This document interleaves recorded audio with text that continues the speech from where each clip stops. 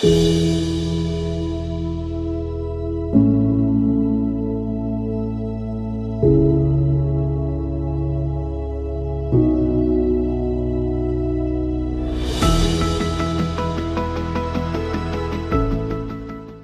ਦੇਖ ਰਹੇ ਹੋ ਸਾਂਝਾ ਟੀਵੀ। ਮੈਂ ਹਾਂ ਤੁਹਾਡੇ ਨਾਲ ਅਰਸ਼ਦੀਪ ਤੇ ਤੁਹਾਡਾ ਸਾਰਿਆਂ ਦਾ ਅੱਜ ਦੇ ਇਸ ਖਾਸ ਪ੍ਰੋਗਰਾਮ ਦੇ ਵਿੱਚ ਸਵਾਗਤ ਹੈ। ਸਾਰਿਆਂ ਨੂੰ ਸਤਿਕਾਰ ਦੇ ਨਾਲ ਸਤਿ ਸ਼੍ਰੀ ਅਕਾਲ। ਤੇ ਮੇਰੇ ਨਾਲ ਨੇ ਦਵਿੰਦਰ ਸਿੰਘ ਬੈਨੀਪਾਲ ਜੀ। ਪਹਿਲਾਂ ਇਹਨਾਂ ਦਾ ਸਵਾਗਤ ਕਰਦੇ ਹਾਂ ਤੇ ਫਿਰ ਗੱਲਬਾਤ ਕਰਦੇ ਹਾਂ। ਬੈਨੀਪਾਲ ਸਾਹਿਬ ਸਵਾਗਤ ਹੈ ਜੀ ਤੁਹਾਡਾ। ਸਤਿ ਸ਼੍ਰੀ ਅਕਾਲ। ਸਤਿ ਸ਼੍ਰੀ ਅਕਾਲ ਜੀ। ਧੰਨਵਾਦ ਸਾਂਝਾ ਟੀਵੀ ਦੇਖਣ ਵਾਲੇ ਸਮੁੱਚੇ ਦਰਸ਼ਕਾਂ ਨੂੰ ਜੀ ਆਇਆਂ ਨੂੰ ਜੀ।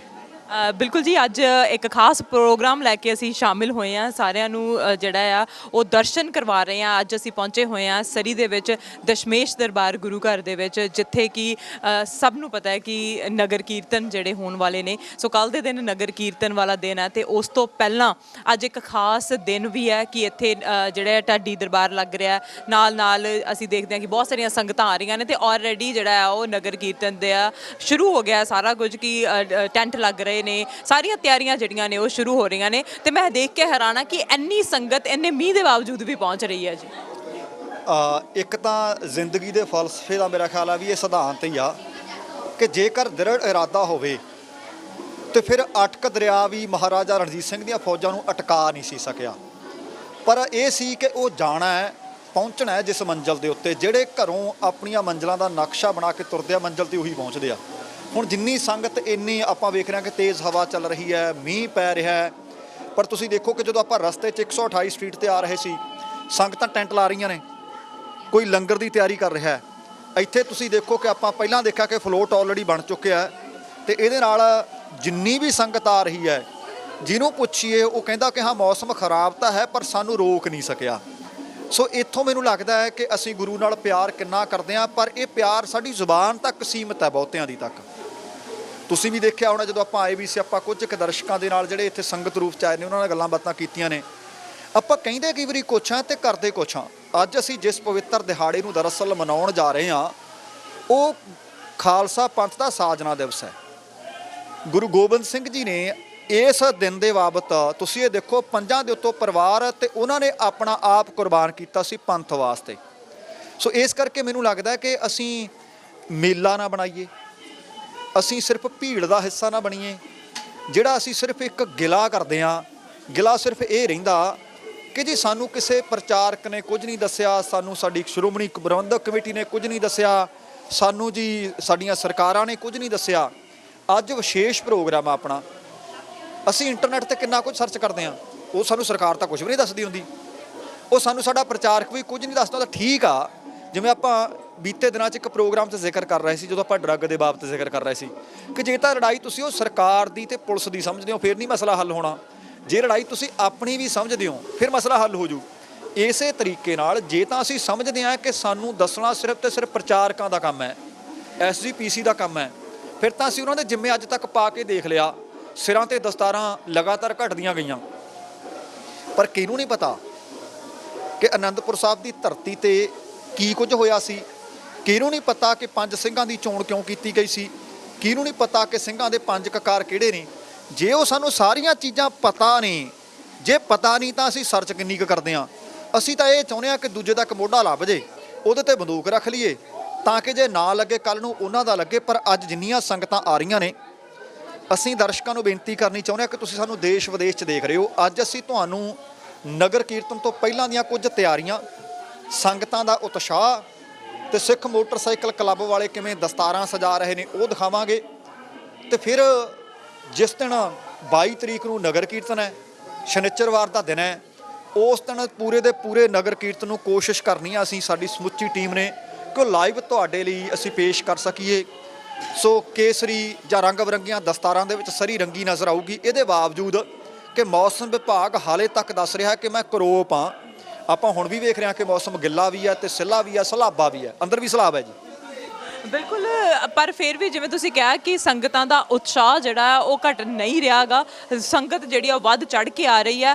ਪਾਰਕਿੰਗ ਦੀ ਸਮੱਸਿਆ ਬਹੁਤ ਸਾਰੇ ਲੋਕਾਂ ਨੂੰ ਆ ਰਹੀ ਹੈ। ਆਸ-ਪਾਸ ਦੇ ਵਿੱਚ ਪਾਰਕਿੰਗ ਜਿਹੜੀ ਹੈ ਉਹ ਲਾ ਕੇ ਆ ਰਹੇ ਨੇ, ਪਰ ਨਗਰ ਕੀਰਤਨ ਵਾਲੇ ਦਿਨ ਸਪੈਸ਼ਲ ਦੱਸ ਦਈਏ ਕਿ ਜਿਹੜੇ ਕਲੋਵਰਡੇਲ ਵਾਲੀ ਸਾਈਡ ਤੋਂ ਆ ਰਹੇ ਨੇ ਤੇ ਉਹ 62 ਐਵੀਨਿਊ ਹੈ ਜਿਹੜਾ ਜਾਂ 64 ਐਵੀਨਿਊ ਆ, ਉੱਥੇ ਜਿਹੜਾ ਫਲੀ ਮਾਰਕੀਟ ਲੱਗਦੀ ਹੈ, ਫਲੀ ਮਾਰਕੀਟ ਤੇ ਉਹਦੇ ਆਸੇ-ਪਾਸੇ 3 ਪਾਰਕਿੰਗਸ ਹੈਗੀਆਂ ਨੇ, ਉੱਥੇ ਪਾਰਕਿੰਗ ਲਾ ਕੇ ਆ ਸਕਦੇ ਆ। ਤੇ ਉੱਥੋਂ ਇੱਕ ਬੱਸ ਸਪੈਸ਼ਲ ਚੱਲ ਰਹੀ ਹੈ ਸਵੇਰੇ 9 ਵਜੇ ਤੋਂ ਲੈ ਕੇ 12 ਵਜੇ ਤੱਕ, ਤੇ ਉਸ ਤੋਂ ਬਾਅਦ ਸ਼ਾਮ ਨੂੰ ਵਾਪਸੀ ਸਮੇਂ 4 ਵਜੇ ਤੋਂ 6 ਵਜੇ ਤੱਕ ਜਿਹੜੀ ਉਹ ਬੱਸ ਹੈ ਉਹ 130 ਜਿਹੜੀ ਸਟਰੀਟ ਹੈ ਉਹਦੇ ਉੱਤੇ ਤੇ 80 ਐਵੀਨਿਊ ਦੇ ਉੱਤੇ ਹੋਏਗੀ ਤੇ ਉੱਥੇ ਵਾਪਸੀ ਜਿਹੜੀ ਉਹ ਕੀਤੀ ਜਾ ਸਕਦੀ ਹੈ। ਸੋ ਬੈਨੀਪਾਲ ਸਾਹਿਬ, ਸੰਗਤਾਂ ਦੇ ਵਿੱਚ ਇੰਨਾ ਕੁ ਉਤਸ਼ਾਹ ਹੈ, ਉਹਨਾਂ ਨੂੰ ਇਹ ਹੈ ਕਿ ਕੋਈ ਰਹਿ ਨਾ ਜਾਵੇ, ਜਿਹੜਾ ਸੰਗਤ ਜਿਹੜੀ ਹੈ ਉਹ ਨਗਰ ਕੀਰਤਨ ਦੇ ਵਿੱਚ ਸ਼ਾਮਿਲ ਨਾ ਹੋਵੇ। ਇਸੇ ਕਰਕੇ ਹਰ ਤਰ੍ਹਾਂ ਦੇ ਜਿਹੜੇ ਉਹ ਪ੍ਰਬੰਧ ਕੀਤੇ ਜਾ ਰਹੇ ਆ। ਸਟਾਲਸ ਆਲਰੇਡੀ ਵੀਰਵਾਰ ਤੋਂ ਲੱਗਣੀਆਂ, ਜਿਹੜੀਆਂ ਬੁੱਧਵਾਰ ਤੋਂ ਈਵਨ ਲੱਗਣੀਆਂ ਸ਼ੁਰੂ ਹੋ ਗਈਆਂ ਸੀਗੀਆਂ। ਸਾਰੀਆਂ ਸਟਰੀਟ ਦੇ ਉੱਤੇ ਆਲਰੇਡੀ ਰੋਡ ਕਲੋਜ਼ ਦਾ ਜਿਹੜਾ ਸਾਈਨ ਹੈ ਉਹ ਲਗਾਇਆ ਜਾ ਰਿਹਾ। ਰੋਡ ਜਿਹੜੀ ਆ ਉਹ ਕਲੋਜ਼ ਜਿਹੜੀ ਆ ਉਹ ਕੀਤੀ ਗਈ ਹੈ।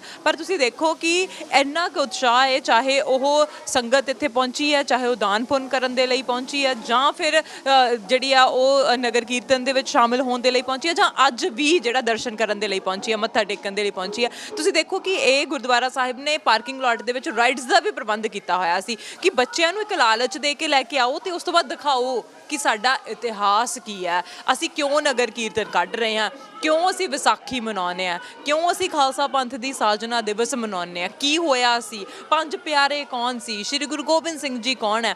ਇਹ ਚੀਜ਼ਾਂ ਜਿੰਨਾ ਚਿਰ ਦੱਸਾਂਗੇ ਨਹੀਂ ਉਹਨਾਂ ਚਿਰ ਨਹੀਂ ਪਤਾ ਲੱਗਣਗੀਆਂ। ਜਿੰਨਾ ਚਿਰ ਸਾਨੂੰ ਪਤਾ ਕਿ ਸਾਨੂੰ ਪਤਾ, ਬੱਚਿਆਂ ਨੂੰ ਆਪਣੇ ਆਪ ਪਤਾ ਲੱਗ ਜਾਏਗਾ ਨਹੀਂ ਸਾਨੂੰ ਵੀ ਕਿਸੇ ਨੇ ਦੱਸਿਆ ਸੀ, ਸਾਨੂੰ ਸਾਖੀਆਂ ਦੇ ਰੂਪ ਵਿੱਚ ਇਤਿਹਾਸ ਸਾਡੇ ਦਾਦਾ ਦਾਦੀ ਵੱਲੋਂ ਸੁਣਾਇਆ ਗਿਆ ਸੀ। ਪਰ ਅਸੀਂ ਹੁਣ ਜੇ ਮਾਂ ਪਿਓ ਬਣ ਗਏ, ਸਾਡੀ ਵੀ ਜ਼ਿੰਮੇਵਾਰੀ ਬਣਦੀ ਆ ਕਿ ਅਸੀਂ ਬੱਚਿਆਂ ਨੂੰ ਦੱਸੀਏ ਕਿ ਸਾਡਾ ਇਤਿਹਾਸ ਕੀ ਹੈ, ਕੀ ਹੋਇਆ ਸੀ ਉਸ ਟਾਈਮ ਦੇ ਉੱਤੇ, ਕਿਉਂ ਅਸੀਂ ਇੰਨਾ ਇਕੱਠ ਕਰ ਰਹੇ ਹਾਂ। ਹਾਂ, ਮੇਲੇ ਟਾਈਪ ਕੋਈ ਆਉਂਦਾ, ਕੋਈ ਕਰਨ ਵਾਸਤੇ ਇੰਜੋਏ ਕਰਨ ਆਉਂਦਾ, ਕੋਈ ਕਹਿੰਦਾ ਜੀ ਅਸੀਂ ਵਧੀਆ ਤਰੀਕੇ ਨਾਲ ਆਪਣਾ ਵਿਰਸਾ ਦਿਖਾਉਣਾ, ਸੱਭਿਆਚਾਰ ਦਿਖਾਉਣਾ, ਪਰ ਕਿਸ ਕਾਰਨ ਕਰਕੇ ਆਏ ਆ ਉਹ ਕਾਰਨ ਦੱਸਣਾ ਜਿਹੜਾ ਉਹ ਲਾਜ਼ਮੀ ਹੋ ਜਾਂਦਾ, ਖਾਸ ਕਰਕੇ ਬੱਚਿਆਂ ਨੂੰ, ਨੌਜਵਾਨਾਂ ਨੂੰ, ਉਹਨਾਂ ਨੂੰ ਜਿਹੜੇ ਇਹਨਾਂ ਮੁਲਕਾਂ ਦੇ ਵਿੱਚ ਪੈਦਾ ਹੋਇਆ। ਅਸੀਂ ਇੰਨਾ ਵੱਡਾ ਇਕੱਠ ਕਿਉਂ ਕਰਦੇ ਹਾਂ, ਕਿਉਂ ਦਸਤਾਰਾਂ ਉੱਥੇ ਕੇਸਰੀ ਰੰਗ ਦੀਆਂ ਹਰ ਜਗ੍ਹਾ ਦੇ ਉੱਤੇ ਦਿਖਦੀਆਂ ਨੇ, ਕਿਉਂ ਸੁੱਖ ਮੋਟਰਸਾਈਕਲ ਵਾਲੇ ਦਸਤਾਰਾਂ ਸਜਾਉਂਦੇ ਨੇ ਤੇ ਟ੍ਰੇਨਿੰਗ ਦਿੰਦੇ ਨੇ ਤੇ ਫ੍ਰੀ 'ਚ ਦੱਸਦੇ ਨੇ ਕਿ ਕਿਵੇਂ ਦਸਤਾਰ ਜਿਹੜੀ ਆ ਬੰਨੀ ਜਾਵੇ। ਇਹ ਲਾਜ਼ਮੀ ਚੀਜ਼ਾਂ ਨੇ ਜਿਹੜੀਆਂ ਦੱਸਣੀਆਂ ਚਾਹੀਦੀਆਂ ਜੀ। ਅਰਸ਼ਦੀਪ, ਕਈ ਪਹਿਲੂ ਹੈ ਅੱਜ ਦੇ ਇਸ ਆਪਣੇ ਪ੍ਰੋਗਰਾਮ ਦੇ। ਇੱਕ ਤਾਂ ਹੁਣੀ ਆਪਾਂ ਜ਼ਿਕਰ ਕਰ ਰਹੇ ਸੀ ਕਿ ਦਾਦਾ ਦਾਦੀ, ਨਾਨਾ ਨਾਨੀ ਦੇ ਕੋਲੋਂ ਬਹੁਤ ਸਾਰੇ ਲੋਕਾਂ ਨੇ ਕਹਾਣੀਆਂ, ਸਾਖੀਆਂ ਸੁਣੀਆਂ, ਪਰ ਇਹ ਜ਼ਰੂਰੀ ਨਹੀਂ ਕਿ ਹਰ ਇੱਕ ਨੂੰ ਇਹ ਸੁਭਾਗ ਪ੍ਰਾਪਤ ਹੋਵੇ ਕਿ ਉਹਨਾਂ ਦੇ ਨਾਨਾ ਨਾਨੀ ਉਹਨਾਂ ਦੇ ਜਿੰਦਾ ਜੀ ਹੋਣ, ਨਾਨਾ ਨਾਨੀ ਹੋਣ। ਅੱਜ ਤਾਂ ਅਸੀਂ ਮਾਂ-ਬਾਪ ਨੂੰ ਬਹੁਤੀ ਤਰਜੀਹ ਨਹੀਂ ਦਿੰਦੇ। ਸਾਡਾ ਤਾਂ ਸਾਰਾ ਕੁਝ ਇੰਟਰਨੈਟ ਹੈ, ਸਾਡਾ ਤਾਂ ਸਾਰਾ ਕੁਝ ਫੋਨ ਹੈ। ਪਰ ਸਵਾਲ ਫਿਰ ਉੱਥੇ ਹੀ ਆ ਜਿੱਥੋਂ ਸ਼ੁਰੂ ਕੀਤਾ ਸੀ ਕਿ ਸਾਡੀ ਅਸੀਂ ਲੋੜ ਕੀ ਮਹਿਸੂਸ ਕਰਦੇ ਹਾਂ। ਸਾਨੂੰ ਭੁੱਖ ਲੱਗਦੀ ਹੈ, ਘਰੇ ਪੁੱਛਣਾ ਕੀ ਬਣਿਆ, ਕਹਿੰਦੇ ਨੇ ਰੋਟੀ ਫੁਲਕਾ, ਕਹਿੰਦੇ ਨੇ ਮੈਂ ਤਾਂ ਖਾਣਾ ਨਹੀਂ, ਮੈਂ ਤਾਂ 버ਗਰ ਖਾਊਂ। ਅੱਜ 버ਗਰ, ਅੱਜ ਨਾ ਮੈਂ ਤਾਂ ਪੀਜ਼ਾ ਖਾਊਂ, ਨਾ ਅੱਜ ਤਾਂ ਮੈਂ ਕੁਛ ਹੋਰ ਖਾਊਂ। ਇਹਦਾ ਮਤਲਬ ਸਾਨੂੰ ਜਿਸ ਚੀਜ਼ ਦੀ ਤਮੰਨਾ ਹੈ ਉਹ ਭਾਵੇਂ ਅਸੀਂ ਘਰੇ ਬਣਾਈਏ, ਭਾਵੇਂ ਅਸੀਂ ਕਿਤੇ ਦੂਰ ਜਾਈਏ, ਉਹ ਅਸੀਂ ਜੋ ਮਨ ਦੀ ਤ੍ਰਿਸ਼ਨਾ ਉਹਦੀ ਤ੍ਰਿਪਤੀ ਪੂਰੀ ਕਰਦੇ ਹਾਂ। ਪਰ ਕਾਰਨ ਕੀ ਨੇ ਕਿ ਆਹ ਤ੍ਰਿਪਤੀ ਪੂਰੀ ਕਰਨ ਵਾਸਤੇ ਅਸੀਂ ਕਿਸੇ ਦੇ ਉੱਤੇ ਸਾਰਾ ਵਜ਼ਨ ਸੁੱਟ ਦਿੰਦੇ ਹਾਂ ਕਿ ਨਾ ਜੀ ਫਲਾਣੇ ਦੇ ਕਸੂਰਵਾਰ ਕੋਈ ਨਹੀਂ। ਇਹਦੇ ਵਿੱਚ ਕਿਤੇ ਨਾ ਕਿਤੇ ਸਾਨੂੰ ਇਸ ਮਸਲੇ ਦੇ ਉੱਤੇ ਵਿਚਾਰ ਚਰਚਾ ਕਰਨ ਦੀ ਅੱਜ ਵੀ ਲੋੜ ਹੈ ਤੇ ਕੱਲ੍ਹ ਵੀ ਲੋੜ ਸੀ ਤੇ ਕੱਲ੍ਹ ਨੂੰ ਵੀ ਲੋੜ ਹੈ। ਹੁਣ ਤੁਸੀਂ ਜ਼ਿਕਰ ਕੀਤਾ ਕਿ ਰਾਈਡਸ, ਠੀਕ ਹੈ, ਬੱਚਿਆਂ ਨੂੰ ਅਸੀਂ ਇਸ ਜਰੀਏ ਲੈ ਆਵਾਂਗੇ, ਪਰ ਇਹ ਨਾ ਹੋਵੇ ਕਿ ਤੁਸੀਂ ਲੈ ਕੇ ਆਏ, ਬੱਚਿਆਂ ਨੂੰ ਰਾਈਡਸ ਦਵਾਈਆਂ, ਲੰਗਰ ਛਕਿਆ ਤੇ ਚਲੇ ਗਏ, ਤੇ ਫਿਰ ਬੱਚੇ ਅਗਲੇ ਸਾਲ ਪੁੱਛਣਗੇ ਕਿ ਮੇਲਾ ਕਦੋਂ ਲੱਗਣਾ ਹੈ, ਕਿਉਂਕਿ ਅਸੀਂ ਉਹਨੂੰ ਇੱਕ ਮੇਲਾ ਬਣਾ ਦਿੱਤਾ। ਅਸੀਂ ਸਵਾਲ ਇਹ ਹੈ ਕਿ ਅਸੀਂ ਉਸ ਨਗਰ ਕੀਰਤਨ ਨੂੰ ਜਾਂ ਇਸ ਇਕੱਠ ਨੂੰ ਕਿ ਅਸੀਂ ਦੱਸਣ 'ਚ ਕਾਮਯਾਬ ਹੋਏ ਕਿ ਭਾਈ ਵਿਸਾਖੀ ਦਾ ਨਗਰ ਕੀਰਤਨ ਜਾਂ ਵਿਸਾਖੀ ਜਾਂ ਖਾਲਸਾ ਪਰੇਡ ਅਸੀਂ ਕੱਢਦੇ ਕਿਉਂ ਆ, ਖਾਲਸੇ ਦਾ ਮਤਲਬ ਕੀ ਆ। ਅਸੀਂ ਆਏ ਆ ਸਿਰਫ ਅਸੀਂ ਪਹਿਲੇ ਪੰਗਤ ਪਿੱਛੇ ਸੰਗਤ, ਕਿ ਸਿਰਫ ਉਹ ਤਾਂ ਸਾਨੂੰ ਪਤਾ ਹੈ ਕਿ ਲੰਗਰ ਛਕਣਾ, ਮੱਥਾ ਟੇਕਣਾ, ਘਰ ਨੂੰ ਜਾਣਾ ਹੈ, ਪਰ ਇਹਦੇ ਨਾਲ ਗੱਲ ਖਤਮ ਨਹੀਂ ਹੁੰਦੀ। ਇਹ ਸਕੂਲ ਦੇ ਵਿੱਚ ਦਾਖਲਾ ਕੋਈ ਲੈ ਲਵੇ ਨਾ, ਜੇ ਆਪਾਂ ਬੱਚੇ ਨੂੰ ਸਕੂਲ 'ਚ ਛੱਡ ਆਉਂਦੇ ਹਾਂ, ਬੱਚੇ ਨੂੰ ਸਕੂਲ 'ਚ ਛੱਡ ਕੇ ਕਹਾਂਗੇ ਜੀ ਉਹਨੇ PhD ਕਰ ਲਈ, ਕਿਤੇ ਜਾਇਜ਼ ਹੈ? ਉੱਥੇ ਸਿਰਫ ਉਹਨੇ ਦਾਖਲਾ ਲਿਆ, ਉਹਦੇ ਵਾਸਤੇ ਸਾਨੂੰ ਮਿਹਨਤ ਕਰਨੀ ਪਊ, ਉਹਦੇ ਵਾਸਤੇ ਸਾਨੂੰ ਖੋਜ ਪੱਤਰ ਲੱਭਣੇ ਪੈਣਗੇ, ਪੜ੍ਹਨੇ ਪੈਣਗੇ। ਉਹ ਸਾਰਾ ਕੁਝ ਪਾਰਟ ਆਫ ਮੇਰੇ ਖਿਆਲ ਦੇ ਵਿੱਚੋਂ ਪ੍ਰੋਜੈਕਟ ਹੁੰਦਾ ਸਾਡਾ। ਸੋ ਇੱਥੇ ਜਿਹੜੀ ਸਮੱਸਿਆ ਇੱਕੋ ਹੀ ਹੈ ਕਿ ਮੱਥਾ ਟੇਕਿਆ ਘਰ ਨੂੰ ਗਏ ਨਾ। ਵਿਸਾਖੀ ਕਿਉਂ ਸੀ? ਹੁਣ ਤੁਸੀਂ ਦੇਖੋ ਕਿ ਲੋਕਾਂ ਦਾ ਵੀ ਜ਼ੋਰ ਲੱਗਾ ਉਹ ਨਵੇਂ ਸੂਟ, ਨਵੀਆਂ ਦਸਤਾਰਾਂ ਠੀਕ ਆ, ਉਹ ਸਾਰਾ ਪਾਰਟ ਆਫ ਲਾਈਫ ਨੇ, ਪਰ ਸਮੱਸਿਆ ਇਸ ਗੱਲ ਦੀ ਆ ਕਿ ਉਹ ਸੈਕੰਡਰੀ ਆ। ਪ੍ਰਾਇੋਰਟੀ ਕੀ ਹੈ? ਪ੍ਰਾਇੋਰਟੀ ਖਾਲਸਾ ਸਾਜਿਆ ਕਿਉਂ ਸੀ, ਉਹਦਾ ਮਕਸਦ ਕੀ ਸੀ, ਉਹਦੇ ਪਿੱਛੇ ਸਿਧਾਂਤ ਕੀ ਹੈ। ਫਿਰ ਜੇ ਅਸੀਂ ਸਾਰਾ ਕੁਝ ਪ੍ਰਚਾਰਕਾਂ ਤੋਂ ਲੱਭਦੇ ਹਾਂ ਤਾਂ ਮੈਨੂੰ ਲੱਗਦਾ ਕਿ ਇਹ ਗੱਲ ਜਾਇਜ਼ ਨਹੀਂ। ਕਿਤੇ ਨਾ ਕਿਤੇ ਜਿਹੜੀ ਸਿੱਖੀ ਆ ਕਿਸੇ ਦੁਕਾਨ ਤੋਂ ਨਹੀਂ ਮਿਲਦੀ, ਸਿੱਖੀ ਕਮਾਉਣ ਦੀ ਹੈ। ਨਹੀਂ ਤਾਂ ਫਿਰ ਲੋਕ ਕਹਿਣਗੇ ਜੀ ਮੈਂ 5 ਕਿਲੋ ਸਿੱਖੀ ਲਿਆ, ਮੈਂ 5 ਕੁਇੰਟਲ ਸਿੱਖੀ ਲਿਆ, ਥੋੜ੍ਹੀ ਮਿਲਦੀ ਨਹੀਂ ਨਾ ਕਿਤੋਂ। ਇਹ ਤਾਂ ਤੁਹਾਨੂੰ ਅੰਦਰ ਜਗਿਆਸਾ ਤੁਹਾਡੀ ਕਿੰਨੀ ਕੁ, ਤੁਹਾਨੂੰ ਤ੍ਰਿਸ਼ਨਾ ਕਿੰਨੀ ਕੁ, ਤੁਹਾਡੇ ਅੰਦਰ ਭੁੱਖ ਕਿੰਨੀ ਕੁ ਹੈ, ਤੁਸੀਂ ਉਹਦੇ ਵਾਸਤੇ ਖੋਜ ਕਿੰਨੀ ਕੁ ਕਰਦੇ ਹੋ। ਜੇ ਪੜ੍ਹ ਗੱਡੇ ਲੱਦਣੇ ਆ ਫਿਰ ਤਾਂ ਬਹੁਤ ਸਾਰੇ ਲੋਕ ਨੇ ਜਿਹੜੇ ਤੋਤਾ ਰਟਨ ਕਰਦੇ ਰਹਿੰਦੇ ਆ, ਅਮਲਾਂ ਦੇ ਨਵੇੜੇ ਹੁੰਦੇ ਆ, ਤੋਤਾ ਰਟਨ ਨਾਲ ਨਹੀਂ ਕੁਛ ਬਣਦਾ। ਅਸੀਂ ਤਾਂ ਹੁਣ ਇੱਥੇ ਤੱਕ ਆ ਗਏ, ਘਰ ਦੇ ਵਿੱਚ ਵੀ ਅਖੰਡ ਪਾਠ ਕਰਾਉਣਾ ਕੋਈ ਕਰੇ ਤੇ ਅਸੀਂ ਬੈਠ ਕੇ ਗੱਲਾਂ ਕਰਨੀਆਂ ਨੇ। ਸੋ ਇਹ ਜਿਹੜੀਆਂ ਚੀਜ਼ਾਂ ਨੇ ਕਿਤੇ ਨਾ ਕਿਤੇ ਗੁਰੂ ਮਹਾਰਾਜ ਦੇ ਜਿਹੜੇ ਸਿਧਾਂਤ ਸੀ ਉਹਨਾਂ ਨਾਲ ਮੇਲ ਨਹੀਂ ਖਾਂਦੇ।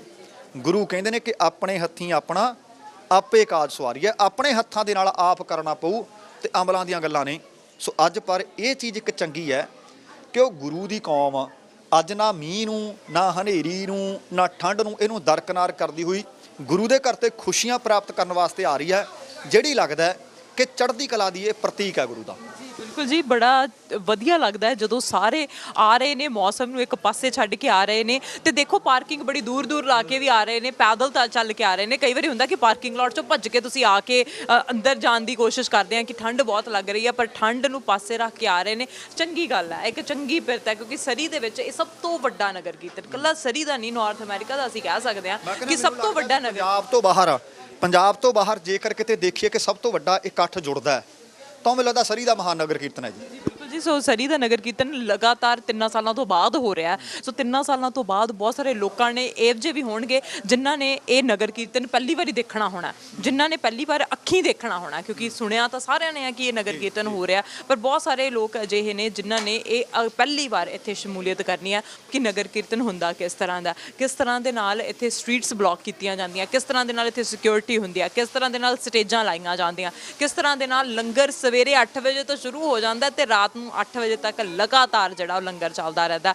5 ਪਿਆਰੇ ਦੀ ਅਗਵਾਈ ਦੇ ਵਿੱਚ ਨਗਰ ਕੀਰਤਨ ਜਿਹੜਾ ਆ ਉਹ ਕੱਢਿਆ ਜਾਂਦਾ ਤੇ ਇਹਦੇ ਵਿੱਚ ਬਹੁਤ ਦੇਸ਼ਾਂ ਵਿਦੇਸ਼ਾਂ ਤੋਂ ਸੰਗਤਾਂ ਪਹੁੰਚਦੀਆਂ ਨੇ। ਤੇ ਮੈਂ ਦੇਖ ਰਹੀ ਸੀ ਕਿ ਇਸ ਵਾਰ ਕਿਹਾ ਗਿਆ ਕਿ ਆਸਟ੍ਰੇਲੀਆ ਤੋਂ ਵੀ ਲੋਕ ਪਹੁੰਚੇ ਹੋਏ ਨੇ, US ਤੋਂ ਸਪੈਸ਼ਲ ਲੋਕ ਪਹੁੰਚੇ ਹੋਏ ਨੇ, ਤੇ ਸਾਡੇ BC ਚੋਂ, ਕੈਨੇਡਾ ਚੋਂ ਜਾਂ ਅਲਬਰਟਾ ਵਾਲੀ ਸਾਈਡ ਤੋਂ ਉਧਰੋਂ ਵੀ ਬਹੁਤ ਸਾਰੀਆਂ ਸੰਗਤਾਂ ਜਿਹੜੀਆਂ ਨੇ ਪਹੁੰਚ ਰਹੀਆਂ ਨੇ। ਤੇ ਅੱਜ ਅਸੀਂ ਇੱਥੇ ਕੀ ਕਰ ਰਹੇ ਹਾਂ, ਅਸੀਂ ਸਿਰਫ ਤੇ ਸਿਰਫ ਇਹ ਦੇਖ ਰਹੇ ਹਾਂ ਕਿ ਜਿੱਥੇ ਆਉਣ ਨਹੀਂ ਦਿੱਤਾ ਗਿਆ ਸੀ ਉਹ ਕੰਮਗਟਮਰੂ ਜਹਾਜ਼ ਸਾਰਿਆਂ ਨੂੰ ਪਤਾ, ਤੇ ਅੱਜ ਸਪੈਸ਼ਲ ਤਿਆਰੀਆਂ ਹੁੰਦੀਆਂ ਨੇ ਨਗਰ ਕੀਰਤਨ ਵਾਸਤੇ। ਸਿੱਖ ਹੈਰੀਟੇਜ ਮੰਥ ਜਿਹੜਾ ਆ ਉਹ ਮਨਾਇਆ ਜਾਂਦਾ, ਚਾਹੇ ਓਨਟਾਰੀਓ ਦੇ ਵਿੱਚ ਸਿੱਖ ਹੈਰੀਟੇਜ ਮੰਥ ਸਭ ਤੋਂ ਪਹਿਲਾਂ ਮਨਾਉਣਾ ਸ਼ੁਰੂ ਕੀਤਾ ਸੀ, ਬ੍ਰਿਟਿਸ਼ ਕੋਲੰਬੀਆ ਦੇ ਵਿੱਚ 2019 ਦੇ ਵਿੱਚ ਜਿਹੜਾ ਬਿੱਲ ਪਾਸ ਹੋਇਆ ਸੀ।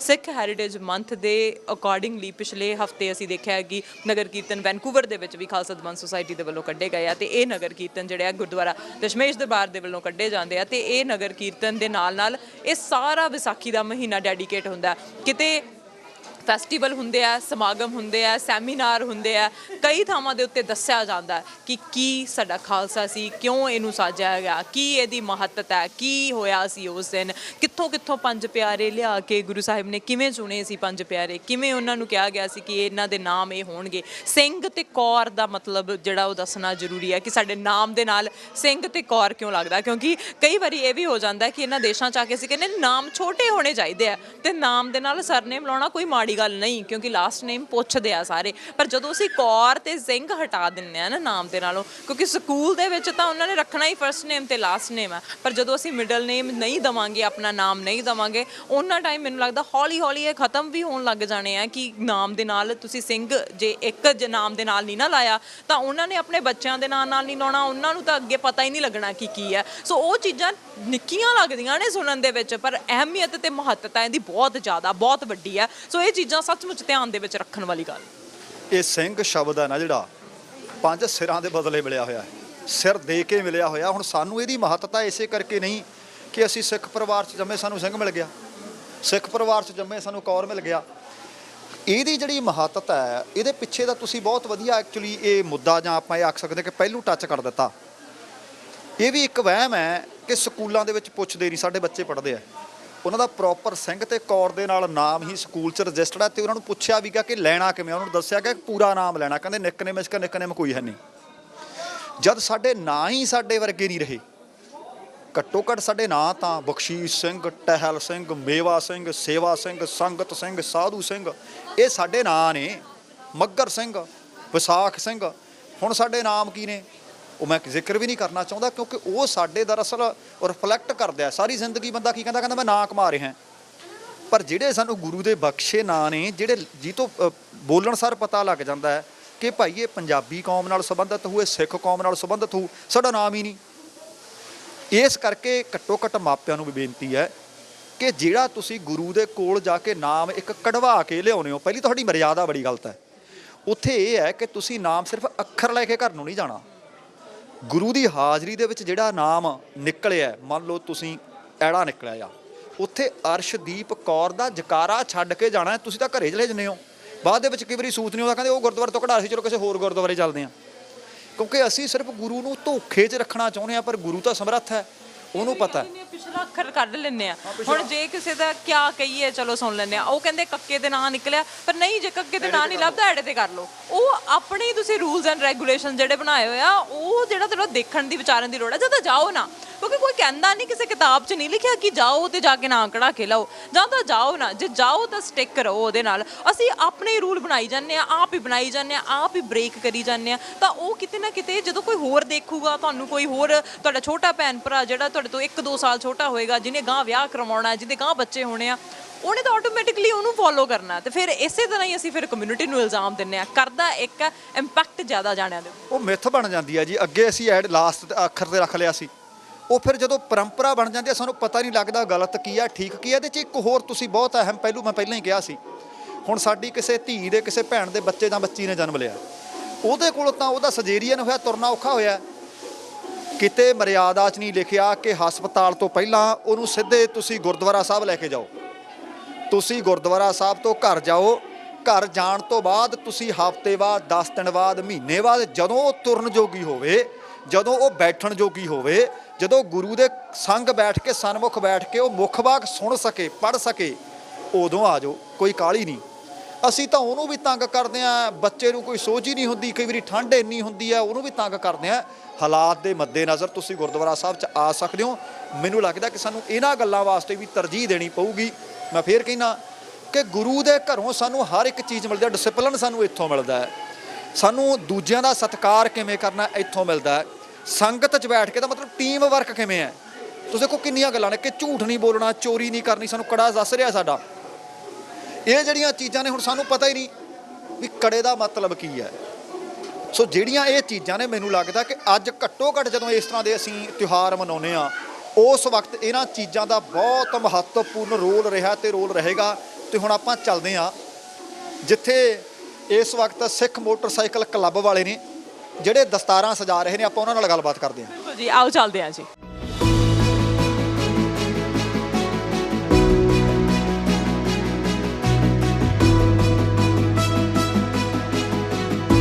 ਗੁਰਦੁਆਰਾ ਸਾਹਿਬ ਦਸ਼ਮੇਸ਼ ਦਰਬਾਰ ਵਿੱਚ ਪਹੁੰਚੇ ਹੋਏ ਹਾਂ, ਜਿੱਥੋਂ ਨਗਰ ਕੀਰਤਨ 22 ਤਰੀਕ ਨੂੰ ਨਿਕਲਣ ਵਾਲੇ ਨੇ ਤੇ ਉੱਥੇ ਲਗਾਤਾਰ ਸੇਵਾ ਕੀਤੀ ਜਾ ਰਹੀ ਹੈ। ਜਿੱਥੇ ਸਿੱਖ ਮੋਟਰਸਾਈਕਲ ਕਲੱਬ ਦੀ ਗੱਲ ਆਉਂਦੀ ਹੈ ਤਾਂ ਜਦੋਂ ਗੁਰੂ ਸਾਹਿਬ ਦੀ ਅਗਵਾਈ ਦੀ ਗੱਲ ਆਉਂਦੀ ਹੈ ਤਾਂ ਉਦੋਂ ਵੀ ਮੋਟਰਸਾਈਕਲ ਚੱਲਦੇ ਆ। ਤੇ ਇਸ ਵਾਰ ਸਪੈਸ਼ਲ ਤੌਰ ਦੇ ਉੱਤੇ ਇਹ ਪੱਗਾਂ ਬੰਨਣੀਆਂ ਸਿਖਾ ਰਹੇ ਨੇ, ਪੱਗਾਂ ਬੰਨ੍ਹ ਰਹੇ ਨੇ ਤੇ ਪੱਗਾਂ ਬੰਨਣ ਦੀ ਸੇਵਾ ਜਿਹੜੀ ਹੈ ਉਹ ਨਗਰ ਕੀਰਤਨ ਵਾਲੇ ਦਿਨ ਵੀ ਹੋਏਗੀ। ਆਓ ਜਾਣਕਾਰੀ ਲੈਂਦੇ ਹਾਂ ਕਿ ਕਿੱਥੇ ਜਾਇਆ ਜਾ ਸਕਦਾ ਜੇ ਪੱਗ ਬੰਨਣੀ ਸਿੱਖਣੀ ਚਾਹੁੰਦੇ ਆ, ਪੱਗ ਬੰਨਣੀ ਚਾਹੁੰਦੇ ਆ ਨਗਰ ਕੀਰਤਨ ਵਾਲੇ ਦਿਨ, ਤੇ ਕਿੱਥੇ ਇਹ ਹੋਣਗੇ, ਕਿੱਥੇ ਜਾਇਆ ਜਾ ਸਕਦਾ। ਮੇਰੇ ਨਾਲ ਨੇ ਚਰਨਜੀਤ ਜੀ, ਆਓ ਗੱਲਬਾਤ ਕਰਦੇ ਹਾਂ। ਸਭ ਤੋਂ ਪਹਿਲਾਂ ਵਾਹਿਗੁਰੂ ਜੀ ਕਾ ਖਾਲਸਾ, ਵਾਹਿਗੁਰੂ ਜੀ ਕੀ ਫਤਿਹ। ਸਾਰੀ ਸੰਗਤ ਨੂੰ ਜਿਹੜੀ ਵਾਚ ਕਰ ਰਹੀ ਆ, ਮੇਰੇ ਵੱਲੋਂ ਵਾਹਿਗੁਰੂ ਜੀ ਕਾ ਖਾਲਸਾ, ਵਾਹਿਗੁਰੂ ਜੀ ਕੀ ਫਤਿਹ। ਥੈਂਕ ਯੂ ਤੁਹਾਡਾ ਆਉਣ ਲਈ। ਥੈਂਕ ਯੂ ਤੁਹਾਡਾ, ਪਹਿਲਾਂ ਤਾਂ ਤੁਹਾਡੀ ਸਾਰੀ ਟੀਮ ਦਾ, ਕਿ ਜਦੋਂ ਹੀ ਸਿੱਖੀ ਦੀ ਗੱਲ ਆਉਂਦੀ ਹੈ, ਸਿੱਖ ਮੋਟਰਸਾਈਕਲ ਕਲੱਬ, ਨਾ ਹੀ ਕਲੱਬ ਦਾ ਸਿੱਖ ਦੇ ਨਾਮ ਦੇ ਉੱਤੇ ਹੈ, ਤੇ ਜਦੋਂ ਸਿੱਖ ਮੋਟਰਸਾਈਕਲ ਦੀ ਅਗਵਾਈ ਕਰਦੇ ਆ ਤਾਂ ਉਹ ਕਹਿੰਦੇ ਆ ਕਿ ਕੋਈ ਹੀਰੋ ਆ ਜੇ, ਕੋਈ ਫਿਲਮੀ ਕਲਾਕਾਰ ਆ ਜੇ, ਅਸੀਂ ਨਹੀਂ ਉਹਦੀ ਅਗਵਾਈ 'ਚ ਜਾਣਾ, ਅਸੀਂ ਸਾਡੇ ਸ਼ਹਿਨਸ਼ਾਹ, ਸਾਡੇ ਸ਼੍ਰੀ ਗੁਰੂ ਗ੍ਰੰਥ ਸਾਹਿਬ ਜੀ ਦੀ ਅਗਵਾਈ ਦੇ ਵਿੱਚ ਜਾਣਾ, ਤੇ ਉਹ ਤੋਂ ਫਿਰ ਸੇਵਾ ਵੀ ਕਰਨੀ ਹੈ, ਪੱਗਾਂ ਦੀ ਵੀ ਸੇਵਾ ਕਰਨੀ ਹੈ। ਇਸ ਵਾਰ ਦੀਆਂ ਕੀ ਤਿਆਰੀਆਂ ਜੀ? ਜਿਵੇਂ ਤੁਸੀਂ ਦੇਖ ਰਹੇ ਹੋ ਜੀ, ਪੂਰਾ ਉਤਸ਼ਾਹ ਆ ਸੰਗਤ ਦੇ ਵਿੱਚ। ਕਈ ਵਾਰੀ ਕੀ ਹੁੰਦਾ ਕਿ ਬੱਚੇ ਜਦੋਂ ਆਪਣੇ ਪਹਿਲਾਂ ਪਟਕਾ ਬੰਨ੍ਹਦੇ ਆ, ਫਿਰ ਜਿਵੇਂ ਥੋੜ੍ਹਾ ਥੋੜ੍ਹਾ ਗਰੋ ਹੁੰਦੇ ਆ, ਫਿਰ ਉਹਨਾਂ ਨੂੰ ਐਂ ਲੱਗਣ ਲੱਗ ਜਾਂਦਾ ਕਿ ਜਦੋਂ ਦਾੜਾ ਪ੍ਰਕਾਸ਼ ਕਰ ਲੈਂਦੇ ਕਿ ਹੁਣ ਪਟਕਾ ਠੀਕ ਨਹੀਂ ਲੱਗਦਾ, ਕਈ ਵਾਰੀ ਕੋਈ ਸਿਖਾਉਣ ਵਾਲਾ ਕੇਂਦਰ ਨਹੀਂ ਹੁੰਦਾ, ਕੋਈ ਪਲੇਟਫਾਰਮ ਨਹੀਂ ਹੁੰਦਾ, ਤੇ ਘਰ ਦੇ ਕਈ ਵਾਰੀ ਮੋਸਟਲੀ ਆਪਾਂ ਦੇਖਦੇ ਹਾਂ ਬੱਚਿਆਂ ਦੇ ਆਪਣੇ ਉਹਨਾਂ ਦੇ ਦਾਦੀ ਬਾਬੇ ਨੇ ਜ਼ਰੂਰ ਰੱਖਿਆ ਹੁੰਦਾ ਜੁੜਾ, ਪਰ ਇੱਥੇ ਜਿਵੇਂ ਕੈਨੇਡਾ ਦੇ ਵਿੱਚ ਕੰਮਕਾਰ ਹੈਗੇ ਨੇ, ਕੁਝ ਮਜਬੂਰੀਆਂ ਨੇ, ਤੇ ਕਈ ਵਾਰੀ ਫਾਦਰ ਸਾਹਿਬ ਨੂੰ ਜਾਂ ਆਪਣੇ ਘਰ ਵਿੱਚ ਨਹੀਂ ਸਿਖਾਲਣੀ ਆਉਂਦੀ ਦਸਤਾਰ। ਸੋ ਸਾਡੇ ਨਾਲ ਹਰਮਨਜੋਤ ਸਿੰਘ ਹੁਣੀ, ਜਿਹੜਾ ਕਿ ਚਾਹੇ ਤੁਸੀਂ ਦਮਾਲਾ ਸਿੱਖ ਲਓ, ਚਾਹੇ ਤੁਸੀਂ ਬਟਾਂ ਵਾਲੀ ਪੱਗ ਆ, ਚਾਹੇ ਤੁਸੀਂ ਜਿਹੜੀ ਮਰਜ਼ੀ ਸਟਾਈਲ, ਜਸਕਰਨ ਸਿੰਘ ਬਾਠ ਹੁਣੀ ਗੁਰਦਾਸਪੁਰੀਆ ਪਰਨਾ ਆ, ਜਾਂ ਪਰਨੇ ਤੋਂ ਲੈ ਕੇ ਪੱਗ ਤੱਕ, ਦਮਾਲੇ ਤੱਕ, ਸਾਰੇ ਤਰ੍ਹਾਂ ਦੇ ਸਟਾਈਲ, ਡਿਫਰੈਂਟ ਸਟਾਈਲ ਆ ਜਿਹੜੇ ਉਹ ਉਹਨਾਂ ਨੂੰ ਆਉਂਦੇ ਆ ਔਰ ਸਿਖਾਲਦੇ ਆ। ਔਰ ਅਸੀਂ ਇੱਦਾਂ ਨਹੀਂ ਕਿ ਇਕੱਲਾ ਵਿਸਾਖੀ 'ਤੇ ਹੀ ਇਸ ਮੌਕੇ ਕਰਦੇ ਹਾਂ, ਅਸੀਂ ਵੀ ਥਰੂ ਆਊਟ ਦ ਈਅਰ ਅਸੀਂ ਕਲਾਸਾਂ ਲਾਉਂਦੇ ਰਹਿੰਦੇ ਹਾਂ। ਜਿਹੜੀਆਂ ਇਹ ਕਲਾਸਾਂ ਨੇ ਦੇਰ ਫ੍ਰੀ ਆਫ ਕਾਸਟ, ਕੋਈ ਕਾਸਟ ਨਹੀਂ ਹੈਗੀ। ਔਰ ਜਿਵੇਂ ਮੋਸਟਲੀ ਮੈਂ ਤਾਂ ਕਹਿੰਦਾ, ਕਈ ਵਾਰੀ ਅਸੀਂ ਕਹੀਦਾ ਕਿ ਤੁਹਾਡੇ ਜਿਹੜੇ ਪੱਗ ਬੰਨ੍ਹਣ ਵਾਲੀ ਆ ਸਿਰ 'ਤੇ, ਤੁਹਾਨੂੰ ਪਤਾ 5 ਲੜਾਂ ਵਾਲੀ ਆ, 6 ਲੜਾਂ ਵਾਲੀ ਆ, ਕਿੱਥੇ ਕੁ ਲੜ ਸੈੱਟ ਆਉਂਦਾ, ਤੁਸੀਂ ਨਾਲ ਲੈ ਆਓ, ਅਸੀਂ ਉਹ ਵੀ ਸਿਖਾ ਸਕਦੇ ਹਾਂ। ਪਰ 95% ਦਾ ਟਾਈਮ ਵੀ ਅਸੀਂ ਕੋਲੋਂ ਵੀ ਪੱਗਾਂ ਦਿੰਦੇ ਹਾਂ। ਸੋ ਕਦੀ ਵੀ ਉਹਦੀ ਕੋਈ ਕਾਸਟ ਨਹੀਂ ਹੁੰਦੀ, ਕੁਛ ਨਹੀਂ, ਸਾਰਾ ਫ੍ਰੀ ਸਿਖਾਲਦੇ ਹਾਂ। ਔਰ ਵਿਸਾਖੀ ਵਾਲੇ ਦਿਨ ਮੈਂ ਇੱਥੋਂ ਜ਼ਰੂਰ ਦੱਸਣਾ ਚਾਹੁੰਦਾ ਕਿ 5:30 ਵਜੇ ਸਾਡੀ ਟੀਮ 128 ਤੇ 82 ਤੇ ਸਟੇਜ 'ਤੇ ਉੱਥੋਂ ਦਸਤਾਰਾਂ ਸਜਾਉਣੀਆਂ ਸ਼ੁਰੂ ਕਰ ਦੇਣੀਆਂ, ਕਿਉਂਕਿ ਕਈਆਂ ਤੋਂ ਸ਼ਾਮ ਨੂੰ ਟਾਈਮ ਨਹੀਂ ਹੁੰਦਾ। ਸੋ ਇਹ ਹਰਮਨਜੋਤ ਹੋਣਾ ਦਾ ਅਤੇ ਉਹਨਾਂ ਦੇ ਫਾਦਰ ਸਾਹਿਬ ਹੋਣਾ ਦਾ, ਭਾਜੀ ਹੋਣਾ ਦਾ ਬਹੁਤ ਵੱਡਾ ਉਪਰਾਲਾ ਹੈ, ਜਿਹੜਾ 5 ਵਜੇ ਉੱਠ ਕੇ ਆ ਕੇ ਅਤੇ ਸ਼ਾਮ ਤੱਕ ਦੇਖ ਲਓ ਤੁਸੀਂ ਵੀ 7-8 ਵਜੇ ਤੱਕ ਚੱਲਣਾ, ਜਿਹੜਾ 14-15 ਘੰਟੇ ਗੁਰੂ ਮਹਾਰਾਜ ਦੀ ਸੇਵਾ ਕਰਨੀ ਹੈ। ਸੋ ਇਟਸ ਅ ਬਿਗ ਉਪਰਾਲਾ, ਅਤੇ ਉਹਨਾਂ ਦਾ ਵੀ ਬਹੁਤ ਧੰਨਵਾਦ ਕਰਦਾ ਇਸ ਪਲੇਟਫਾਰਮ ਤੋਂ। ਜੀ, ਜਦੋਂ ਟਰਬਨ ਵਿਲਾ ਦੀ ਗੱਲ ਆਉਂਦੀ ਹੈ ਤਾਂ ਹਰਮਨਜੋਤ ਨੇ ਜਿਸ ਤਰ੍ਹਾਂ ਦੇ ਨਾਲ ਪੱਗਾਂ ਬੰਨ੍ਹਣ ਦਾ ਟਰੈਂਡ ਹੀ ਸ਼ੁਰੂ ਕਰ ਦਿੱਤਾ। ਜਦੋਂ ਉਹਦੇ ਪੱਗ ਬੰਨੀ ਹੁੰਦੀ ਹੈ, ਖੰਡਾ ਦਿਸਦਾ, ਇੱਕ ਓਂਕਾਰ ਦਿਖਦਾ, ਤਾਂ ਉਹ ਕਿਵੇਂ ਬੰਨਣੀ ਹੈ, ਕਿਸ ਤਰ੍ਹਾਂ ਦੇ ਨਾਲ ਲੜ ਹੋਣੇ ਚਾਹੀਦੇ ਆ, ਕਿਸ ਤਰ੍ਹਾਂ ਦੇ ਨਾਲ ਪ੍ਰੋਪਰ ਲੜ ਹੋਣੇ ਚਾਹੀਦੇ ਆ, ਇਹ ਸਾਰੀ ਜਿਹੜੀ ਆ ਨੌਲੇਜ ਤੁਸੀਂ ਦਿੰਦੇ ਆ। ਅਤੇ ਕਈ ਵਾਰੀ ਤਾਂ ਇਹ ਵੀ ਹੈ ਕਿ ਕਲਾਸਾਂ ਦੇ ਵਾਸਤੇ ਲਾਈਨ ਵੀ ਵੱਡੀ ਹੁੰਦੀ ਹੈ, ਕਹਿ ਸਕਦੇ ਕਿ ਵੇਟਿੰਗ ਬਹੁਤ ਹੁੰਦੀ ਹੈ ਕਿ ਕਦੋਂ ਤੁਸੀਂ ਸਿੱਖਣ ਆ ਰਹੇ ਆ। ਅਤੇ ਇਹ ਵਧੀਆ ਗੱਲ ਆ, ਸਾਡੀ ਕਮਿਊਨਿਟੀ ਦੇ ਲਈ ਵਧੀਆ ਗੱਲ ਹੈ ਕਿ ਲੋਕ ਜਾਂ ਬੱਚੇ ਜਾਂ ਨੌਜਵਾਨ ਪੱਗਾਂ ਸਿੱਖਣੀਆਂ ਚਾਹੁੰਦੇ ਨੇ, ਤੇ ਪੱਗਾਂ ਬੰਨਣੀਆਂ ਚਾਹੁੰਦੇ ਨੇ, ਤੇ ਪ੍ਰੋਪਰ ਵੇ ਦੇ ਨਾਲ ਬੰਨਣੀਆਂ ਚਾਹੁੰਦੇ ਨੇ। ਤੇ ਇੱਕ ਵੱਡੀ ਗੱਲ ਹੈ ਕਿ ਫ੍ਰੀ ਦੇ ਵਿੱਚ ਪੱਗਾਂ ਜਿਹੜੀਆਂ ਉਹ ਦਿੱਤੀਆਂ ਜਾ ਰਹੀਆਂ ਨੇ, ਤੇ ਕੇਸਰੀ ਹੀ ਸਿਰ ਦਿਸਣਗੇ ਉਸ ਦਿਨ।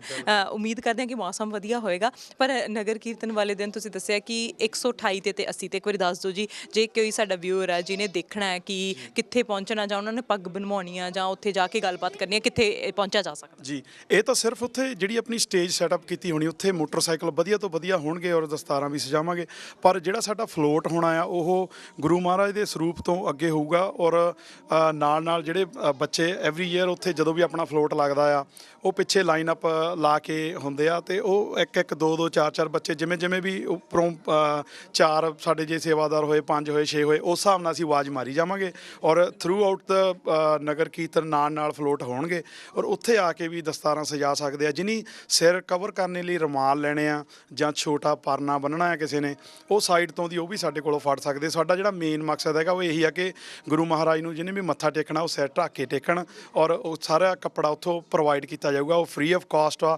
ਔਰ ਇੱਥੇ ਇੱਕ ਵਾਰੀ ਫੇਰ ਮੈਂ ਸਾਰੇ ਜਿਹੜੇ ਸਾਡੇ ਸਪੋਂਸਰਸ ਨੇ ਉਹਨਾਂ ਦਾ ਵੀ ਥੈਂਕ ਯੂ ਕਰਨਾ ਚਾਹੁੰਦਾ ਤਹਿ ਦਿਲ ਤੋਂ। ਸਾਡੀ ਉੱਥੇ ਵੱਡੀ 12x8 ਫੁੱਟ ਦੀ ਜਿਹੜੀ ਆ ਡਿਸਪਲੇ ਲੱਗੀ ਹੋਣੀ ਆ, ਜਿੰਨੀ ਕਿਉਂਕਿ ਐਜ਼ ਯੂ ਨੋ ਕਿ ਫੈਬਰਿਕ ਵੀ ਮੁੱਲ ਆਉਂਦਾ, ਉਹਦੇ ਪੈਸੇ ਲੱਗਦੇ ਆ। ਸੋ ਉਹ $2500 ਸਾਨੂੰ ਖਾਲਸਾ ਕ੍ਰੈਡਿਟ ਯੂਨੀਅਨ ਵਾਲਿਆਂ ਨੇ ਡੋਨੇਟ ਕੀਤਾ। ਔਰ ਬਹੁਤ ਸਾਡੇ ਜਿਹੜੇ ਭਰਾ ਨੇ ਬਿਜ਼ਨਸ ਦੇ ਵਿੱਚ ਨੇ, ਸਾਡੇ ਆਪਣੇ ਨੇ, ਉਹ ਕਿਸੇ ਨੇ 200, ਕਿਸੇ ਨੇ 500, ਕਿਸੇ ਨੇ 1000। ਸੋ ਕਈ ਇੱਦਾਂ ਦੇ ਵੀ ਨਹੀਂ 2-2 ਹਜ਼ਾਰ ਤੱਕ ਵੀ ਡੋਨੇਟ ਕੀਤਾ ਟੂਵਰਡਸ ਪੱਗਾਂ। ਸਾਡਾ ਜਿਹੜਾ ਫਲੋਟ ਸੀਗਾ ਉਹ ਸਾਰਾ ਵੀ strip it down to the frame, ਉਹ ਸਾਰੀਆਂ ਚੈਕਰ ਪਲੇਟਸ ਵਗੈਰਾ, ਲਾਈਟਾਂ ਵਗੈਰਾ ਨਵੀਆਂ ਲਾਈਆਂ, ਸਾਈਨਸ ਨਵੇਂ ਲਾਏ ਆ।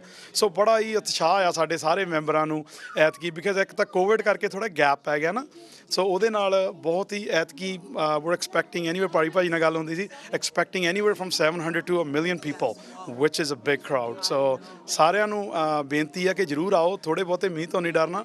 ਹੁਣ ਤਾਂ ਵੈਦਰ ਵੀ ਕਲੀਅਰ ਹੋ ਗਿਆ, ਦੇਖੋ ਗੁਰੂ ਮਹਾਰਾਜ ਦੀ ਕਿਰਪਾ ਦੇ ਨਾਲ। ਕਹਿੰਦੇ ਵੀ ਪਹਿਲਾਂ 50% ਸੀ, 40% ਸੀ, ਹੁਣ ਕਹਿੰਦੇ ਵੀ ਮੀਂਹ ਪੈਣਾ ਨਹੀਂ, ਬੱਦਲਵਾਈ ਹੋਊਗੀ। ਸੋ ਜ਼ਰੂਰ ਪਹੁੰਚੋ ਸਾਰੇ, ਕਿਉਂਕਿ ਵਾਹਿਗੁਰੂ ਨੂੰ ਵੀ ਪਤਾ ਕਿ ਇੰਨੇ ਆ ਮੇਰੇ ਜਿਹੜੇ ਸ਼ਰਧਾਲੂ ਕਹਿ ਸਕਦੇ ਆ, ਮੇਰੇ ਸਿੰਘ ਜਿਹੜੇ ਨੇ, ਕੌਰ, ਸਾਰੇ ਉੱਥੇ ਹੋਣਗੇ, ਸਾਡੀ ਸਾਰੀ ਕਮਿਊਨਿਟੀ ਹੋਏਗੀ, ਤੇ ਉਸ ਦਿਨ ਮੀਂਹ ਤੱਕ ਪੈਣ ਦੇ ਚਾਂਸਸ ਜਿਹੜੇ ਨੇ ਬਹੁਤ ਘੱਟ ਹੋ ਜਾਂਦੇ ਹੁੰਦੇ ਆ। ਤੇ ਪਰ ਮੀਂਹ ਪਵੇ ਨਾ ਪਵੇ, ਸੰਗਤਾਂ ਦੇ ਵਿੱਚ ਉਤਸ਼ਾਹ ਹੀ ਇੰਨਾ ਕਿ ਮੀਂਹ ਚੱਲਦੇ ਦੇ ਵਿੱਚ ਵੀ ਜੇ ਛਤਰੀਆਂ ਜਿਹੜੀਆਂ ਉਹ ਨਿਕਲ ਆਉਂਦੀਆਂ ਨੇ, ਪਰ ਅਸੀਂ ਸ਼ਰਧਾ ਦੇ ਨਾਲ ਨਗਰ ਕੀਰਤਨ ਦੇ ਵਿੱਚ ਪਾਰਟਿਸਿਪੇਟ ਕਰਨਾ। ਤੁਸੀਂ ਅੱਜ ਵੀ ਇੱਥੇ ਜਿਹੜਾ ਆ ਉਹ ਦੇਖ ਰਹੀ ਹਾਂ ਕਿ ਤੁਹਾਡੀ ਸਾਰੀ ਟੀਮ ਪਹੁੰਚੀ ਹੋਈ ਹੈ।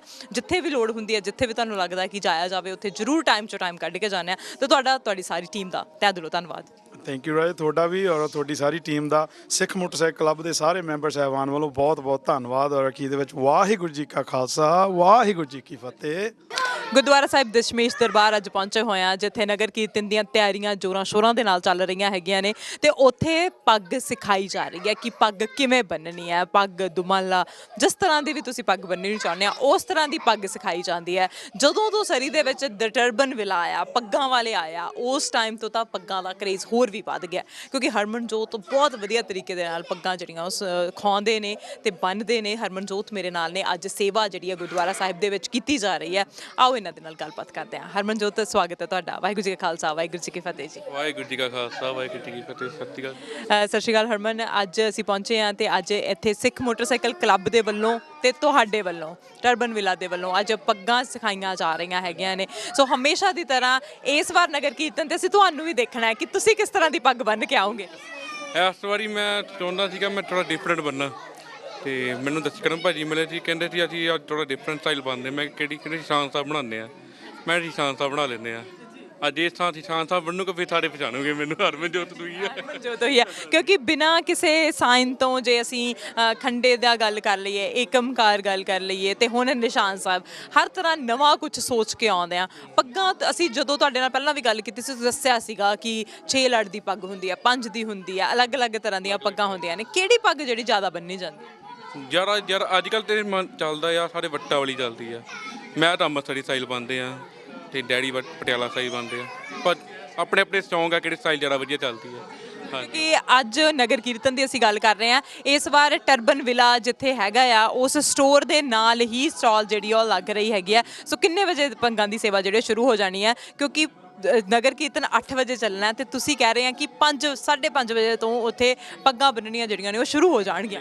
ਬਿਲਕੁਲ 5:30 ਵਜੇ ਮੇਰਾ ਮਨ ਸੀਗਾ, ਮੈਂ ਕਿਹਾ ਫ੍ਰੀ ਸੇਵਾ ਕਰੀਏ ਤੇ ਮੈਂ 5 ਵਜੇ ਉੱਥੇ ਹੀ ਹੋਣਾ। ਮੈਂ ਕਿਹਾ ਚਲੋ ਫ੍ਰੀ ਹੈਗਾ ਵੀ ਦਸਤਾਰ ਦਾ ਬੰਨ੍ਹਣ ਸ਼ੁਰੂ ਕਰ ਲੈਂਦੇ ਆ, ਇਹ ਵੀ ਸੇਵਾ ਹੀ ਆ। ਪਰ ਆਪ ਨੂੰ ਪਹਿਲਾਂ ਉੱਠ ਕੇ ਆਉਣਾ ਪੈਣਾ ਦਸਤਾਰ ਦੀ ਸੇਵਾ ਜਿਹੜੀ ਆ ਉਹ ਕਰਨ ਦੇ ਲਈ, ਕਿ ਖੁਦ ਦਸਤਾਰ ਬੰਨੀ ਆ, ਉਹ ਵੀ ਨਿਸ਼ਾਨ ਸਾਹਿਬ ਵਾਲੀ। ਤੇ ਪਰ ਇਹ ਹੈ ਕਿ ਬੜਾ ਉਤਸ਼ਾਹ ਹੋਣਾ ਉਸ ਦਿਨ ਜਿਸ ਦਿਨ ਪੱਗਾਂ ਜਿਹੜੀਆਂ ਉਹ ਬੰਨੀਆਂ ਜਾਣੀਆਂ ਨੇ। ਸਵੇਰ ਤੋਂ 5:30 ਤੋਂ ਸ਼ੁਰੂ ਹੋ ਕੇ ਸ਼ਾਮ ਤੱਕ ਪੱਗਾਂ ਦੀ ਸੇਵਾ ਜਿਹੜੀ ਉਹ ਤੁਹਾਡੇ ਵੱਲੋਂ ਕੀਤੀ ਜਾਣੀ ਹੈ। ਬਹੁਤ ਹੀ ਇਨਕ੍ਰੈਡੀਬਲ ਕੰਮ ਜਿਹੜਾ ਉਹ ਕੀਤਾ ਜਾ ਰਿਹਾ। ਪੱਗਾਂ ਨਾਲ ਸਿਰ ਦੇ ਉੱਤੇ ਦਸਤਾਰ ਸਿਖਾਉਣੀ, ਕਿਉਂਕਿ ਤੁਹਾਡੇ ਕੋਲ ਮੈਨੂੰ ਪਤਾ ਕਿ ਵੱਡੀਆਂ ਲਾਈਨਅਪਸ ਲੱਗੀਆਂ ਰਹਿੰਦੀਆਂ ਨੇ ਕਿ ਪੱਗਾਂ ਸਿਖਾਈਆਂ ਜਾਣ। ਬਹੁਤ ਸਾਰੀ ਵੇਟਿੰਗ ਹੁੰਦੀ ਹੈ, ਵੇਟਿੰਗ ਲਿਸਟ 'ਚ ਲੋਕੀ ਨਾਮ ਲਿਖਵਾ ਕੇ ਜਾਂਦੇ ਆ। ਸੋ ਬਹੁਤ ਵਧੀਆ ਕੰਮ ਤੁਸੀਂ ਹਰਮਨਜੋਤ ਕਰ ਰਹੇ ਹੈਗੇ ਆ, ਤੁਹਾਡਾ ਬਹੁਤ ਬਹੁਤ ਧੰਨਵਾਦ। ਮੈਂ ਜਿੰਨੇ ਵੀ ਪੱਗ ਬੰਨ੍ਹਦੇ ਨੇ, ਪੱਗ ਘਰ ਦੇ ਵਿੱਚ ਕੋਈ ਬੰਨ੍ਹਦਾ ਤਾਂ ਤੁਸੀਂ ਜ਼ਰੂਰ ਰეკਮੈਂਡ ਕਰੂੰਗੀ ਕਿ ਹਰਮਨਜੋਤ ਕੋਲ ਇੱਕ ਵਾਰ ਵਿਜ਼ਿਟ ਕਰੋ। ਪੱਗਾਂ ਦੇ ਬਾਰੇ, ਜੇ ਰੰਗ ਦੇ ਬਾਰੇ ਕੋਈ ਵੀ ਕਨਫਿਊਜ਼ਨ ਆ, ਸਾਰੀ ਕਨਫਿਊਜ਼ਨ ਜਿਹੜੀ ਆ ਉਹ ਦੂਰ ਜਿਹੜੀ ਹੋ ਜਾਏਗੀ। ਪਰ ਨਗਰ ਕੀਰਤਨ ਵਾਲੇ ਦਿਨ ਜਿਹੜਾ ਤੁਸੀਂ ਬਹੁਤ ਵਧੀਆ ਸੇਵਾ ਕਰ ਰਹੇ ਆ, ਬਹੁਤ ਧੰਨਵਾਦ। ਕੀ ਕਹੋਗੇ ਜੀ? ਬਸ ਵਿਸਾਖੀ ਦੀਆਂ ਵਧਾਈਆਂ ਬਹੁਤ ਬਹੁਤ। ਧੰਨਵਾਦ ਜੀ। ਥੈਂਕ ਯੂ ਦੀਦੀ, ਸਤਿ ਸ਼੍ਰੀ ਅਕਾਲ ਜੀ। ਗੁਰਦੁਆਰਾ ਸਾਹਿਬ ਦਸ਼ਮੇਸ਼ ਦਰਬਾਰ ਪਹੁੰਚੇ ਆ, ਜਿੱਥੇ ਨਗਰ ਕੀਰਤਨ ਦੀਆਂ ਤਿਆਰੀਆਂ ਚੱਲ ਰਹੀਆਂ ਨੇ, ਜ਼ੋਰਾਂ ਸ਼ੋਰਾਂ ਦੇ ਨਾਲ ਚੱਲ ਰਹੀਆਂ ਨੇ, ਜਿੱਥੇ ਗੁਰਬਾਣੀ ਦਾ ਸਰਵਨ ਕੀਤਾ ਜਾ ਰਿਹਾ। ਢਾਡੀ ਜੱਥੇ ਜਿਹੜੇ ਆ ਉਹ ਜਿਹੜਾ ਸੇਵਾ ਕਰ ਰਹੇ ਨੇ ਤੇ ਨਾਲ ਨਾਲ ਬਹੁਤ ਸਾਰੀ ਸੰਗਤ ਪਹੁੰਚੀ ਹੋਈ ਹੈ। ਮੌਸਮ ਦੀ ਕੇਅਰ ਨਾ ਕਰਦੇ ਹੋਏ ਹਰ ਕੋਈ ਸ਼ਰਧਾ ਦੇ ਨਾਲ ਇੱਥੇ ਪਹੁੰਚ ਰਿਹਾ। ਪ੍ਰਬੰਧਕਾਂ ਤੋਂ ਪੁੱਛਦੇ ਹਾਂ ਜੀ, ਪ੍ਰਧਾਨ ਸਾਹਿਬ ਤੋਂ ਪੁੱਛਦੇ ਹਾਂ ਕਿ ਉਸ ਦਿਨ ਕਿੰਨੇ ਵਜੇ ਨਗਰ ਕੀਰਤਨ ਚੱਲੇਗਾ। ਪੂਰੀ ਤੁਹਾਨੂੰ ਪਤਾ ਹੈ ਕਿ 8 ਵਜੇ ਚੱਲ ਪੈਂਦਾ, ਪਰ ਕੋਈ ਵੀ ਤਰ੍ਹਾਂ ਦੀ ਕੋਈ ਜਾਣਕਾਰੀ ਹੈ ਤਾਂ ਜ਼ਰੂਰ ਸਾਂਝੀ ਕਰਨਗੇ। ਸੋ ਮੇਰੇ ਨਾਲ ਨੇ ਮਨਜੀਤ ਸਿੰਘ ਧਾਮੀ ਜੀ। ਪਹਿਲਾਂ ਸਵਾਗਤ ਕਰ ਲੈਂਦੇ ਹਾਂ ਜੀ। ਵਾਹਿਗੁਰੂ ਜੀ ਕਾ ਖਾਲਸਾ, ਵਾਹਿਗੁਰੂ ਜੀ ਕੀ ਫਤਿਹ ਜੀ। ਜਿੰਨੇ ਵੀ ਸਰੋਤੇ ਸੁਣਦੇ ਆ ਸਾਂਝਾ ਟੀਵੀ ਦੇ, ਸਾਰਿਆਂ ਨੂੰ ਹੀ ਵਾਹਿਗੁਰੂ ਜੀ ਕਾ ਖਾਲਸਾ, ਫਤਿਹ ਜੀ। ਤੇ ਤੁਹਾਡਾ ਧੰਨਵਾਦ ਜੀ। ਅੱਜ ਦੇ ਸਾਡੀ ਈਵੈਂਟ ਨੂੰ ਕਵਰ ਕਰਨ ਦੇ ਲਈ ਤੁਹਾਡਾ ਸਮੁੱਚਾ ਸਟਾਫ ਜਿਹੜਾ ਉਹ ਪਹੁੰਚਾ ਹੋਇਆ ਹੈਗਾ। ਤੇ ਜਿਹੜੀਆਂ ਸਾਡੀਆਂ ਤਿਆਰੀਆਂ ਹੈਗੀਆਂ ਜੀ, ਉਹ ਅੱਜ ਵੀ ਜਿਹੜਾ ਸਿੱਖ ਸੰਗਤ ਦਾ ਜਿਹੜਾ ਇਕੱਠ ਹੈ, ਇੰਨਾ ਬੈਡ ਵੈਦਰ ਹੋਣ ਦੇ ਬਾਵਜੂਦ ਵੀ ਬਹੁਤ ਹੈ। ਤੇ ਜਿਹੜਾ ਨਗਰ ਕੀਰਤਨ ਦੀ ਆਰੰਭਤਾ ਆ ਉਦੋਂ ਨੂੰ ਉਹ ਅਸੀਂ 8 ਵਜੇ ਦੇ ਹਿਸਾਬ ਨਾਲ ਮਹਾਰਾਜ ਦੇ ਜਿਹੜੇ ਫਲੋਟ ਦੇ ਉੱਤੇ ਲਿਜਾਵਾਂਗੇ ਮਹਾਰਾਜ ਦੇ ਸਰੂਪ, ਤੇ 8:30 ਵਜੇ ਤੁਰਨ ਦਾ ਹੈਗਾ ਜੀ ਉੱਥੇ। ਸੋ 8:30 ਵਜੇ ਨਗਰ ਕੀਰਤਨ ਗੁਰਦੁਆਰਾ ਸਾਹਿਬ ਤੋਂ ਚੱਲੇਗਾ। ਸੋ 8 ਵਜੇ ਜਿਹੜਾ ਆ ਉਹ ਕਹਿ ਸਕਦੇ ਹਾਂ ਕਿ ਅਰਦਾਸ ਹੋਣੀ ਸ਼ੁਰੂ ਹੋ ਜਾਏਗੀ। ਪਹਿਲਾਂ ਜਿਹੜਾ ਆ ਉਹ ਗੱਤਕਾ ਜਿਹੜਾ ਖੇਡਣਗੇ ਹੋਣਗੇ ਵਗੈਰਾ, ਉਹ ਸਾਰਾ ਪ੍ਰੋਗਰਾਮ ਹੋਊਗਾ ਤੇ 8:30 ਵਜੇ ਫਾਈਨਲ ਤੁਰ ਪਊਗੀ। ਤੇ ਵਾਪਸੀ ਸ਼ਾਮ ਨੂੰ ਕਿੰਨੇ ਵਜੇ ਤੱਕ ਜਿਹੜਾ ਨਗਰ ਕੀਰਤਨ ਵਾਪਸ ਸਮਾਪਤੀ ਹੋਏਗੀ? ਉਹਦਾ ਤਾਂ ਨਾਰਮਲੀ ਕਿ ਸਾਨੂੰ 5, 5:30 ਵੀ ਵੱਜ ਜਾਂਦੇ ਜੀ। ਤੇ ਇਹ ਡਿਪੈਂਡ ਕਰਦਾ ਕਿ ਰੂਟ ਦੇ ਉੱਤੇ ਕਵਰ ਸੰਗਤ ਕਾਫੀ ਗਿਣਤੀ 'ਚ ਹੁੰਦੀ, ਫਿਰ ਫਲੋਟ ਕਵਰ ਸਲੋ ਹੋ ਜਾਂਦਾ। ਜਾਂ ਕੱਲ੍ਹ ਨੂੰ ਹੁਣ ਉਸ ਦਿਨਾਂ 'ਚ ਵੈਦਰ ਵਧੀਆ ਰਿਹਾ ਫਿਰ ਥੋੜ੍ਹਾ ਜਿਹਾ ਜ਼ਿਆਦਾ ਹੁੰਦਾ ਆ, ਜਦੋਂ ਵੈਦਰ ਥੋੜ੍ਹਾ ਜਿਹਾ ਬੈਡ ਹੁੰਦਾ ਫਿਰ ਥੋੜ੍ਹਾ ਜਿਹਾ ਅਰਲੀ ਆ ਜਾਈਦਾ, ਪਰ 5 ਸਾਢੇ 5 ਤਾਂ ਵੱਜ ਜਾਂਦੇ। ਤਾਂ ਸਭ ਦੇਸ਼ਾਂ ਵਿਦੇਸ਼ਾਂ ਤੋਂ ਸੰਗਤਾਂ ਕਹਿ ਸਕਦੇ ਆ ਆਉਣ ਲੱਗ ਗਈਆਂ ਨੇ। ਹੁਣ ਕਾਫੀ ਲੋਕ ਪਹਿਲਾਂ ਤੋਂ ਹੀ ਤਿਆਰੀ ਖਿੱਚ ਲੈਂਦੇ ਨੇ ਕਿ ਨਗਰ ਕੀਰਤਨ ਦੇ ਵਿੱਚ ਸ਼ਮੂਲੀਅਤ ਕਰਨੀ ਹੈ, ਤੇ ਨਾਰਥ ਅਮਰੀਕਾ ਦਾ ਸਭ ਤੋਂ ਵੱਡਾ ਨਗਰ ਕੀਰਤਨ ਜਿਹੜਾ ਉਹ ਸਰੀ ਦਾ ਨਗਰ ਕੀਰਤਨ ਮੰਨਿਆ ਜਾਂਦਾ। ਬਹੁਤ ਸਾਰੇ ਲੋਕ ਅਜਿਹੇ ਆ ਜਿਨ੍ਹਾਂ ਨੇ ਪਹਿਲੀ ਵਾਰ ਇਹਨੂੰ ਆਪਣੀ ਅੱਖਾਂ ਦੇ ਨਾਲ ਤੱਕਣਾ ਹੈ, ਪਹਿਲੀ ਵਾਰ ਨਗਰ ਕੀਰਤਨ ਦੇ ਵਿੱਚ ਸ਼ਮੂਲੀਅਤ ਕਰਨੀ ਹੈ। ਤੇ ਮੈਂ ਦੇਖ ਰਹੀ ਹਾਂ ਕਿ ਬਹੁਤ ਸਾਰੇ ਲੋਕਾਂ 'ਚ ਉਤਸ਼ਾਹ ਹੈ, ਚਾਹੇ ਉਹ ਅਮਰੀਕਾ ਤੋਂ ਹੋਣ, ਚਾਹੇ ਉਹ ਅਲਬਰਟਾ ਤੋਂ ਹੋਣ, ਲੋਕ ਪਹਿਲਾਂ ਹੀ ਆ ਗਏ ਨੇ। ਤੇ ਨਾਲ ਨਾਲ ਜਦੋਂ ਅਸੀਂ ਟੈਂਟਾਂ ਦੀ ਗੱਲ ਕਰਦੇ ਆ ਜਾਂ ਫਲੋਟਸ ਦੀ ਦੇ ਨਾਲ ਜਿਹੜੇ ਨੇ ਜਿਹੜੇ ਨਗਰ ਕੀਰਤਨ ਦੇ ਨਾਲ ਲੰਗਰ ਲੱਗਦੇ ਨੇ ਉਹਨਾਂ ਦੀ ਸੇਵਾ ਕਰਦੇ ਆ, ਹਰ ਕੋਈ ਸ਼ਰਧਾ ਦੇ ਨਾਲ, ਹਰ ਕੋਈ ਉਤਸ਼ਾਹ ਦੇ ਨਾਲ ਕੰਮ ਕਰ ਰਿਹਾ। ਸੋ ਕਿਵੇਂ ਪ੍ਰਬੰਧ ਕਿਵੇਂ ਕੀਤੇ ਗਏ ਜੀ ਗੁਰਦੁਆਰਾ ਸਾਹਿਬ ਦੇ? ਦੇਖੋ ਸਾਡਾ ਤਾਂ ਅਸੀਂ ਤਾਂ ਇਹ ਸਮਝਦੇ ਹਾਂ, ਅਸੀਂ ਪ੍ਰਬੰਧ ਜਿਹੜਾ ਉਹ ਸੰਗਤਾਂ ਆਪ ਹੀ ਕਰ ਲੈਂਦੀਆਂ। ਪਰਿਵਾਰ ਸਾਰੇ ਆਪਣੇ ਡੈਡੀਕੇਟਡ ਹੁੰਦੇ ਆ, ਲੰਗਰ ਲਾਉਣ ਵਾਲੇ ਵੀ, ਗੁਰਦੁਆਰਾ ਸਾਹਿਬ ਆ ਕੇ ਸੇਵਾ ਕਰਨ ਵਾਲੇ ਵੀ। ਪ੍ਰਬੰਧਕ ਤਾਂ ਮੈਂ ਇਹ ਸਮਝਦਾ ਸਾਨੂੰ ਸਿਰਫ ਸੰਗਤ ਮਾਣ ਹੀ ਬਖਸ਼ ਦਿੰਦੀ ਆ ਇਹ ਪ੍ਰੋਗਰਾਮ ਨੂੰ, ਗੁਰਦੁਆਰਾ ਸਾਹਿਬ ਦੇ ਦਸ਼ਮੇਸ਼ ਦਰਬਾਰ ਦੇ ਪ੍ਰਬੰਧਕ ਹੋਣ ਦੇ ਨਾਤੇ। ਪਰ ਜਿਹੜਾ ਸੇਵਾ ਆ ਉਹ ਸੰਗਤਾਂ ਆਪ ਹੀ ਕਰਦੀਆਂ। ਦੂਰ ਦਰੇਡਿਓਂ ਤਾਂ ਤਕਰੀਬਨ ਸਾਨੂੰ 5-6 ਮਹੀਨੇ ਪਹਿਲਾਂ ਫੋਨ ਆਉਣੇ ਆਰੰਭ ਹੋ ਜਾਂਦੇ ਆ ਕਿ ਜਿਹੜੀਆਂ ਸੰਗਤਾਂ ਨੇ ਆਪਣੇ ਪ੍ਰੋਗਰਾਮ ਬਣਾਉਣੇ ਹੁੰਦੇ ਆ ਉਹ ਆ ਜਾਂਦੀਆਂ। ਤੇ ਤਕਰੀਬਨ ਵੀ ਹੁਣ ਵੀ ਅਸੀਂ ਦੇਖੀਏ 200-250 ਪਰਿਵਾਰ ਆ ਜਿਨ੍ਹਾਂ ਨੇ ਲੰਗਰ ਦੀ ਸੇਵਾ ਕਰਨੀ ਆ, ਜਿਨ੍ਹਾਂ ਨੇ ਹੱਥ ਦੇ ਪਰਮਿਟ ਲਏ ਹੋਏ ਨੇ।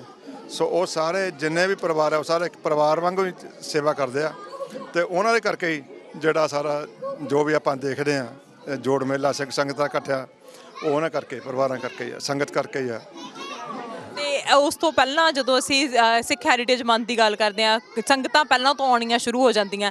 ਕਿੰਨਾ ਟਾਈਮ ਪਹਿਲਾਂ ਹੀ ਅਸੀਂ ਚਾਹੇ ਰਾਈਡਸ ਦੀ ਗੱਲ ਕਰ ਲਈਏ ਜਾਂ ਫਿਰ ਇੱਥੇ ਗੁਰਬਾਣੀ ਦੇ ਪ੍ਰਵਾਹ ਦੀ ਗੱਲ ਕਰ ਲਈਏ, ਹਰ ਪਹਿਲਾਂ ਤੋਂ ਹੀ ਸੰਗਤਾਂ ਜਿਹੜੀਆਂ ਜੁੜਨੀਆਂ ਸ਼ੁਰੂ ਹੋ ਜਾਂਦੀਆਂ ਨੇ। ਤੇ ਗੁਰਦੁਆਰਾ ਸਾਹਿਬ ਦੇ ਵੱਲੋਂ ਹਰ ਤਰ੍ਹਾਂ ਦੇ ਜਿਹੜੇ ਉਹ ਪ੍ਰਬੰਧ ਕੀਤੇ ਗਏ। ਫਲੋਟ ਵੀ ਜਿਹੜਾ ਉਹ ਸੱਜ ਕੇ ਤਿਆਰ ਹੈਗਾ, ਤੇ ਨਗਰ ਕੀਰਤਨ ਵਾਲੇ ਦਿਨ ਜਿਹੜਾ ਉਹ ਫਲੋਟ ਦੇ ਦਰਸ਼ਨ, ਜਿਹੜਾ ਸਾਡੇ ਪਾਲਕੀ ਸਾਹਿਬ ਦੇ ਦਰਸ਼ਨ, ਸਾਡੇ ਗੁਰੂ ਗ੍ਰੰਥ ਸਾਹਿਬ ਜੀ ਦੇ ਦਰਸ਼ਨ ਕਰਨ ਦੇ ਲਈ ਸੰਗਤਾਂ ਦੂਰੋਂ ਦੂਰੋਂ ਪਹੁੰਚਦੀਆਂ ਨੇ। ਤੇ ਤੁਹਾਡੇ ਵੱਲੋਂ ਹਰ ਸਾਲ ਵਧੀਆ ਪ੍ਰਬੰਧ ਕੀਤੇ ਜਾਂਦੇ ਨੇ। ਤੇ 3 ਸਾਲਾਂ ਬਾਅਦ ਇਸ ਵਾਰ ਨਗਰ ਕੀਰਤਨ ਹੋ ਰਿਹਾ ਤੇ ਉਤਸ਼ਾਹ ਉਸ ਤੋਂ ਵੀ ਜ਼ਿਆਦਾ ਜੀ। ਬਹੁਤ ਲੋਕਾਂ ਵਿੱਚ ਉਤਸ਼ਾਹ ਆ ਜੀ ਕਿ 3 ਸਾਲਾਂ ਵਿੱਚ ਸੰਗਤ ਵੀ ਕਾਫੀ ਨਵੀਂ ਆ ਗਈ ਹੈ, ਜਿਨ੍ਹਾਂ ਨੇ ਪਹਿਲੀ ਵਾਰ ਦੇਖਣਾ ਜਿੱਦਾਂ ਤੁਸੀਂ ਕਿਹਾ।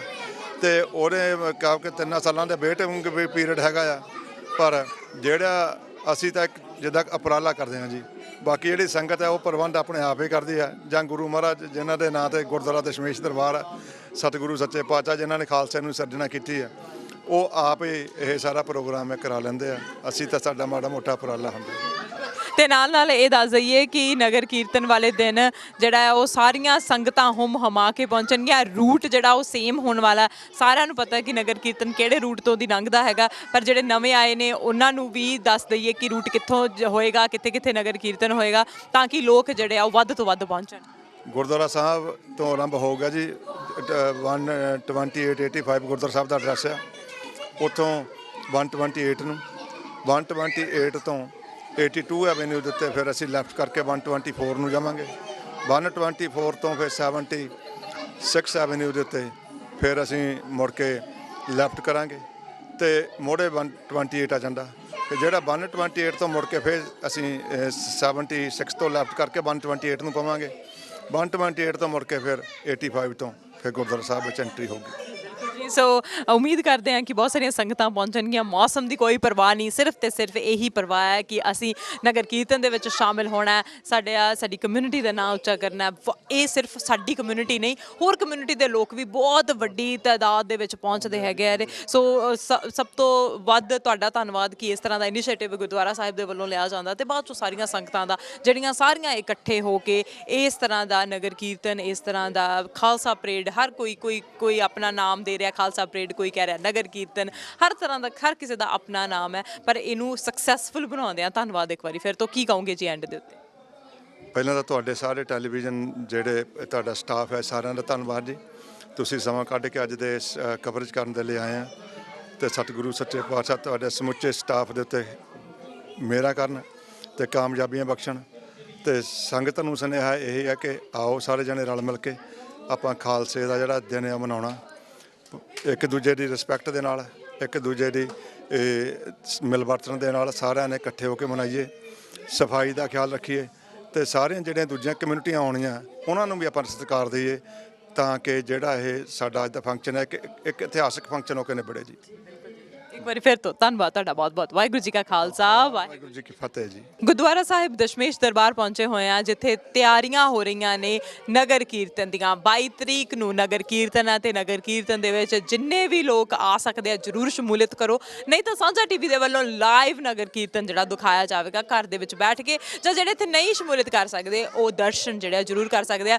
ਬੈਨੀਪਾਲ ਸਾਹਿਬ, ਇਸ ਤੋਂ ਪਹਿਲਾਂ ਸਿੱਖ ਮੋਟਰਸਾਈਕਲ ਕਲੱਬ ਵਾਲਿਆਂ ਦੇ ਨਾਲ ਗੱਲਬਾਤ ਹੋਈ ਹੈ, ਦਸ਼ਮੇਸ਼ ਦਰਬਾਰ ਗੁਰਦੁਆਰਾ ਸਾਹਿਬ ਦੇ ਵਿੱਚ ਜਿਹੜੇ ਪ੍ਰਧਾਨ ਸਾਹਿਬ ਨੇ ਉਹਨਾਂ ਦੇ ਨਾਲ ਵੀ ਗੱਲਬਾਤ ਹੋਈ ਹੈ, ਤਾਂ ਉਹਨਾਂ ਨੇ ਦੱਸਿਆ ਕਿ ਤਿਆਰੀਆਂ ਪੂਰੀਆਂ ਜ਼ੋਰਾਂ ਸ਼ੋਰਾਂ ਦੇ ਨਾਲ ਆ। ਸੰਗਤ ਦੇ ਵਿੱਚ ਪੂਰਾ ਜਿਹੜਾ ਉਤਸ਼ਾਹ ਦੇਖਣ ਨੂੰ ਮਿਲ ਰਿਹਾ ਹੈਗਾ ਆ, ਕਿਉਂਕਿ 3 ਸਾਲਾਂ ਦੇ ਬਾਅਦ ਇਹ ਨਗਰ ਕੀਰਤਨ ਹੋ ਰਹੇ ਨੇ। ਤੇ ਪਹਿਲਾਂ ਆਪਾਂ ਨਗਰ ਕੀਰਤਨ ਦੇ ਵਿੱਚ ਸਿੱਖ ਮੋਟਰਸਾਈਕਲ ਕਲੱਬ ਦੇ ਨਾਲ ਗੱਲ ਕੀਤੀ ਹੈ, ਜਿਹੜਾ ਪੱਗਾਂ ਦਾ ਜਿਹੜਾ ਲੰਗਰ ਲਾ ਰਹੇ ਨੇ। ਦੇਖੋ ਪੱਗਾਂ ਕਿੰਨੀਆਂ ਜ਼ਿਆਦਾ ਉਹਨਾਂ ਨੇ ਪੱਗਾਂ ਲੈ ਕੇ ਆਉਂਦੀਆਂ ਹੋਣਗੀਆਂ ਕਿ ਅਸੀਂ ਕਿਸੇ ਨੂੰ ਵੀ ਇਹ ਨਹੀਂ ਕਹਿਣਾ ਕਿ ਨਹੀਂ ਪੱਗ ਨਹੀਂ ਹੈਗੀ। ਜੇ ਪੱਗ ਬੰਨਣੀ ਹੈ, ਰੁਮਾਲ, ਜਿਸ ਤਰ੍ਹਾਂ ਦਾ ਵੀ ਤੁਹਾਨੂੰ ਚਾਹੀਦਾ, ਸਿਰ ਢੱਕਣ ਦੇ ਲਈ ਹਰ ਕੋਈ ਸਿਰ ਢੱਕ ਕੇ ਪਹੁੰਚੇ। ਕਿਤਾਬਾਂ ਦੇ ਲੰਗਰ ਲੱਗ ਰਹੇ ਨੇ ਤੇ ਬੜਾ ਵਧੀਆ ਲੱਗਦਾ ਹੈ ਕਿ ਬਹੁਤ ਤਰ੍ਹਾਂ ਦੇ ਇਨੀਸ਼ੀਏਟਿਵ ਜਿਹੜੇ ਉਹ ਲਏ ਜਾ ਰਹੇ ਨੇ, ਚਾਹੇ ਉਹ ਨਗਰ ਕੀਰਤਨ ਪਿਛਲੇ ਸਾਲਾਂ ਦਾ ਹੋਵੇ, ਚਾਹੇ ਇਹ ਸਾਲ ਦਾ ਨਗਰ ਕੀਰਤਨ ਜਿਹੜਾ 3 ਸਾਲਾਂ ਦੇ ਬਾਅਦ ਆ ਰਿਹਾ ਜੀ। ਹਾਂ ਬਿਲਕੁਲ, ਸੰਗਤਾਂ ਦੇ ਵਿੱਚ ਉਤਸ਼ਾਹ ਹੈ। ਆਪਾਂ ਪਹਿਲਾਂ ਵੀ ਗੱਲ ਕਰ ਰਹੇ ਸੀ ਕਿ ਮੌਸਮ ਵੀ ਖਰਾਬ ਹੈ, ਇਹਦੇ ਬਾਵਜੂਦ ਅੱਜ ਵੀ ਸੰਗਤਾਂ ਵੱਧ ਚੜ ਕੇ ਆ ਰਹੀਆਂ ਨੇ, ਲੰਗਰ ਛਕ ਰਹੀਆਂ ਨੇ, ਕੀਰਤਨ ਸਰਵਣ ਕਰ ਰਹੀਆਂ ਨੇ, ਕੁਝ ਬੱਚੇ ਖਰੂਦ ਪਾ ਰਹੇ ਨੇ, ਸਾਰਾ ਕੁਝ ਕਿਉਂਕਿ ਮੇਲੇ ਦਾ ਰੂਪ ਵੀ ਬਣਿਆ ਹੋਇਆ ਹੈ, ਕਿਉਂਕਿ ਵਿਸਾਖੀ ਦਾ ਮਾਹੌਲ ਹੈ। ਤੇ ਦੂਸਰੇ ਪਾਸੇ ਇਹ ਵੀ ਆਪਾਂ ਪਹਿਲਾਂ ਦਰਸ਼ਕਾਂ ਨੂੰ ਦਿਖਾ ਦਈਏ ਕਿ ਗੰਗਾ ਸਾਗਰ, ਬਹੁਤ ਸਾਰੇ ਦਰਸ਼ਕਾਂ ਨੇ ਸ਼ਾਇਦ ਉਹਦੇ ਪਹਿਲਾਂ ਦਰਸ਼ਨ ਕੀਤੇ ਹੋਣ, ਹੋ ਸਕਦਾ ਕਿ ਦਰਸ਼ਨਾਂ ਤੋਂ ਅੱਜ ਤੱਕ ਵਾਂਝੇ ਹੋਣ। ਅੱਜ ਉਚੇਚੇ ਤੌਰ ਤੇ ਗੁਰਦੁਆਰਾ ਸਾਹਿਬ ਦੇ ਵਿੱਚ ਉਹਦੇ ਦਰਸ਼ਨ ਕਰਵਾਏ ਜਾ ਰਹੇ ਨੇ। ਅਸਲ ਦੇ ਵਿੱਚ ਜਦੋਂ ਭਾਰਤ ਤੇ ਪਾਕਿਸਤਾਨ ਦੀ ਵੰਡ ਹੁੰਦੀ ਆ, ਉਹਦੇ ਵਿੱਚ ਜਿੱਥੇ ਜ਼ਿੰਦਗੀਆਂ ਦਾ ਤਾਂ ਉਜਾੜਾ ਹੋਇਆ ਹੀ ਆ, ਬਹੁਤ ਸਾਡੇ ਜਿਹੜੇ ਪਵਿੱਤਰ ਧਾਰਮਿਕ ਸਥਾਨ ਸੀ ਉਹ ਉਧਰ ਰਹਿ ਗਏ ਤੇ ਕਈ ਉਧਰਲਿਆਂ ਦੇ ਆਪਣੇ ਵਾਲੇ ਪਾਸੇ ਰਹਿ ਗਏ। ਉਹਦੇ ਵਾਸਤੇ ਬਹੁਤ ਸਾਰਿਆਂ ਨੂੰ ਵੀਜ਼ਾ ਨਹੀਂ ਮਿਲਦਾ, ਬਹੁਤ ਸਾਰੀਆਂ ਦਿੱਕਤਾਂ ਮੁਸੀਬਤਾਂ ਲਗਾਤਾਰ 1947 ਤੋਂ ਬਾਅਦ ਲਗਭਗ 75 ਸਾਲ ਬੀਤ ਗਏ, ਉਹ ਦੁਸ਼ਵਾਰੀਆਂ ਉਸੇ ਤਰ੍ਹਾਂ ਨੇ। ਪਰ ਹੁਣ ਆਪਾਂ ਜ਼ਿਕਰ ਕਰਦੇ ਹਾਂ ਕਿ ਗੁਰੂ ਗੋਬਿੰਦ ਸਿੰਘ ਜੀ ਆਪਣੇ ਪਰਿਵਾਰ ਦੇ ਸਮੇਤ, ਆਪਣੇ ਸਿੰਘਾਂ ਦੇ ਸਮੇਤ ਸ਼੍ਰੀ ਅਨੰਦਪੁਰ ਸਾਹਿਬ ਦਾ ਕਿਲ੍ਹਾ ਖਾਲੀ ਕਰਦੇ ਆ। ਸਰਸਾ ਨਦੀ ਦੇ ਕਿਨਾਰੇ ਤੇ ਪਰਿਵਾਰ ਵਿਛੋੜਾ ਪੈਂਦਾ ਹੈ। 2 ਵੱਡੇ ਸਾਹਿਬਜ਼ਾਦੇ ਤੇ ਕੁਝ ਗਿਣਤੀ ਦੇ ਸਿੰਘ ਚਮਕੌਰ ਦੀ ਗੜੀ ਪਹੁੰਚਦੇ ਆ ਤੇ 2 ਛੋਟੇ ਸਾਹਿਬਜ਼ਾਦੇ ਤੇ ਮਾਤਾ ਗੁਜਰੀ ਜੀ ਮਰਿੰਡੇ ਹੁੰਦੇ ਹੋਏ ਸਰਹੰਦ ਨਵਾਬ ਖਾਨ ਕੋਲ ਪਹੁੰਚ ਜਾਂਦੇ ਆ। ਤੇ ਹੁਣ ਜਦੋਂ ਕੱਚੀ ਗੜੀ ਚਮਕੌਰ ਦੀ ਦੇ ਵਿੱਚ ਜੰਗ ਹੁੰਦੀ ਆ, ਪੰਥ ਉਹਨਾਂ ਨੂੰ ਹੁਕਮ ਦਿੰਦਾ ਕਿ ਤੁਸੀਂ ਇੱਥੋਂ ਚਲੇ ਜਾਓ। ਉੱਥੋਂ ਜਦੋਂ ਉਹ ਜਾਂਦੇ ਆ, ਉਹਦੇ ਤੋਂ ਬਾਅਦ ਤੁਹਾਨੂੰ ਵੀ ਪਤਾ ਹੈ ਕਿ ਉਹ ਮਾਛੀਵਾੜੇ ਦੇ ਜੰਗਲਾਂ 'ਚ ਜਾਂਦੇ ਆ। ਜਿਹੜੇ ਸਿੰਘ ਹੁੰਦੇ ਆ ਗੁਰੂ ਦੇ, ਆਖਰਕਾਰ ਉਹ ਵੀ ਗੁਰੂ ਤੋਂ ਨਜ਼ਰਾਂ ਫੇਰਨੀਆਂ ਸ਼ੁਰੂ ਕਰ ਦਿੰਦੇ ਆ। ਫਿਰ ਭਾਈ ਗਨੀ ਖਾਂ ਤੇ ਨਬੀ ਖਾਂ ਉਹ ਉੱਚ ਦਾ ਪੀਰ ਬਣਾਉਂਦੇ ਆ। ਉਹ ਗੁਰੂ ਗੋਬਿੰਦ ਸਿੰਘ ਜੀ ਨੂੰ ਆਲਮਗੀਰ ਤੱਕ ਲੈ ਕੇ ਜਾਂਦੇ ਆ। ਆਲਮਗੀਰ, ਰਾਏਕੋਟ, ਤਖਤੂਪੁਰਾ, ਲੰਮਾ ਜੱਟਪੁਰਾ, ਇਹ ਸਾਰੇ ਨੇੜੇ ਨੇੜੇ ਸਥਾਨ ਨੇ ਜੇ ਅੱਜ ਤੱਕ ਬਹੁਤ ਸਾਰੀਆਂ ਸੰਗਤਾਂ ਨੇ ਦਰਸ਼ਨ ਕੀਤੇ ਹੋਣਗੇ। ਪਰ ਫਿਰ ਉਸ ਵਕਤ ਜੇਕਰ ਆਪਾਂ ਉਚੇਚੇ ਤੌਰ ਤੇ ਹੁਣ ਗੰਗਾ ਸਾਗਰ ਦਾ ਜ਼ਿਕਰ ਕਰ ਰਹੇ ਹਾਂ, ਉੱਥੇ ਰਾਏਕੋਟ ਦੇ ਵਿੱਚ ਮੁਸਲਮਾਨ ਹਾਕਮ ਸੀ ਰਾਏ ਕੱਲਾ। ਰਾਏ ਕੱਲਾ ਨੂੰ ਪਤਾ ਲੱਗਦਾ ਕਿ ਪੰਥ ਦਾ ਵਾਲੀ ਸ਼ਹਿਨਸ਼ਾਹ ਗੁਰੂ ਗੋਬਿੰਦ ਸਿੰਘ ਮੇਰੀ ਰਿਆਸਤ 'ਚ ਆਏ ਨੇ। ਤੁਸੀਂ ਦੇਖੋ ਕਿ ਇੱਕ ਪਾਸੇ ਮੁਗਲ ਹਕੂਮਤ ਹੈ ਜਿਹੜੀ ਉਹਨਾਂ ਦਾ ਵਿਰੋਧ ਕਰ ਰਹੀ ਹੈ, ਤੇ ਹੁਣ ਇੱਥੇ ਕਈ ਚੀਜ਼ਾਂ ਨੇ। ਇੱਕ ਪਾਸੇ ਅਸੀਂ ਕਰਾਮਾਤ ਦਾ ਜ਼ਿਕਰ ਕਰਦੇ ਹਾਂ, ਗੁਰੂ ਗੋਬਿੰਦ ਸਿੰਘ ਜੀ ਕਹਿੰਦੇ ਆ ਕਿ ਉਹਨਾਂ ਨੂੰ ਸੱਦਾ ਆਇਆ, ਉਹ ਕਹਿੰਦੇ ਭਾਈ ਠੀਕ ਹੈ ਤੁਸੀਂ ਸੱਦਾ ਦਿੱਤਾ, ਉਹ ਸੱਦਾ ਕਬੂਲ ਕਰਦੇ ਆ ਤੇ ਰਾਏ ਕੱਲਾ ਦੀ ਉਹ ਰਿਆਸਤ 'ਚ ਜਾਂਦੇ ਆ ਤੇ ਉਹਨਾਂ ਦੀ ਉਹ ਟਹਿਲ ਸੇਵਾ ਕਰਦੇ ਆ ਗੁਰੂ ਗੋਬਿੰਦ ਸਿੰਘ ਜੀ ਦੀ। ਗੁਰੂ ਗੋਬਿੰਦ ਸਿੰਘ ਜੀ ਨੂੰ ਕਹਿੰਦੇ ਦੱਸੋ ਮੈਂ ਤੁਹਾਡੇ ਹੋਰ ਕੀ ਕੰਮ ਆ ਸਕਦਾ। ਗੁਰੂ ਸਾਹਿਬ ਨੂੰ ਪਤਾ ਕਿ 2 ਵੱਡੇ ਸਾਹਿਬਜ਼ਾਦੇ ਤਾਂ ਮੇਰੀਆਂ ਅੱਖਾਂ ਦੇ ਸਾਹਮਣੇ ਸ਼ਹੀਦ ਹੋ ਗਏ ਹੈ, ਪਰ 2 ਛੋਟੇ ਸਾਹਿਬਜ਼ਾਦੇ ਅਤੇ ਮਾਤਾ ਗੁਜਰੀ ਦੇ ਬਾਬਤ ਪਤਾ ਲੱਗਿਆ ਸੀ ਕਿ ਉਹ ਸਰਹੰਦ ਨਵਾਬ ਵਜੀਦ ਖਾਨ ਨੇ ਕੈਦ ਕਰ ਲਏ ਸੀ, ਉਹਨਾਂ ਦੀ ਜੇ ਕੋਈ ਖਬਰ ਲਿਆ ਦੇਵੇ। ਹੁਣ ਇੱਥੋਂ ਫਿਰ ਅਗਲੀਆਂ ਗੱਲਾਂ ਸ਼ੁਰੂ ਹੁੰਦੀਆਂ ਨੇ। ਰਾਏ ਕੱਲਾ ਦਾ ਇੱਕ ਖਾਸ ਮਖਾਸ ਵਿਅਕਤੀ ਨੂਰਾ ਮਾਹੀ, ਨੂਰੇ ਮਾਹੀ ਦੀ ਭੈਣ ਸਰਹੰਦ ਵਿਆਹੀ ਹੋਈ ਹੈ। ਉਹ ਕਹਿੰਦਾ ਜੀ ਇਸ ਖਬਰ ਦੇ ਵਾਸਤੇ ਆਪਾਂ ਨੂਰੇ ਮਾਹੀ ਨੂੰ ਭੇਜਦੇ ਹਾਂ। ਨੂਰਾ ਮਾਹੀ ਖਬਰ ਲੈਣ ਵਾਸਤੇ ਰਾਏਕੋਟ ਤੋਂ ਤੁਰਦਾ ਤੇ ਸਰਹੰਦ ਆਪਣੀ ਭੈਣ ਦੇ ਕੋਲ ਜਾ ਕੇ ਜਦੋਂ ਪੁੱਛਦਾ ਹੈ ਤੇ ਆ ਕੇ ਉਹਦੇ ਕੋਲੋਂ ਗੱਲ ਨਹੀਂ ਹੁੰਦੀ, ਉਹ ਧਾਹਾਂ ਮਾਰਦਾ ਹੈ। ਉਹ ਦੱਸਦਾ ਕਿ 2 ਛੋਟੇ ਸਾਹਿਬਜ਼ਾਦੇ ਤੇ ਮਾਤਾ ਗੁਜਰੀ ਜੀ ਉੱਥੇ ਸ਼ਹੀਦ ਕਰ ਦਿੱਤੇ ਗਏ ਹੈ। ਹੁਣ ਇਹਨੂੰ ਸਿੰਬੋਲਿਕ ਲਓ, ਸੰਕੇਤਕ ਦੇਖੋ ਕਿ ਗੁਰੂ ਸਾਹਿਬ ਨੂੰ ਕਿੰਨਾ ਗੁੱਸਾ ਆਇਆ ਹੋਣਾ।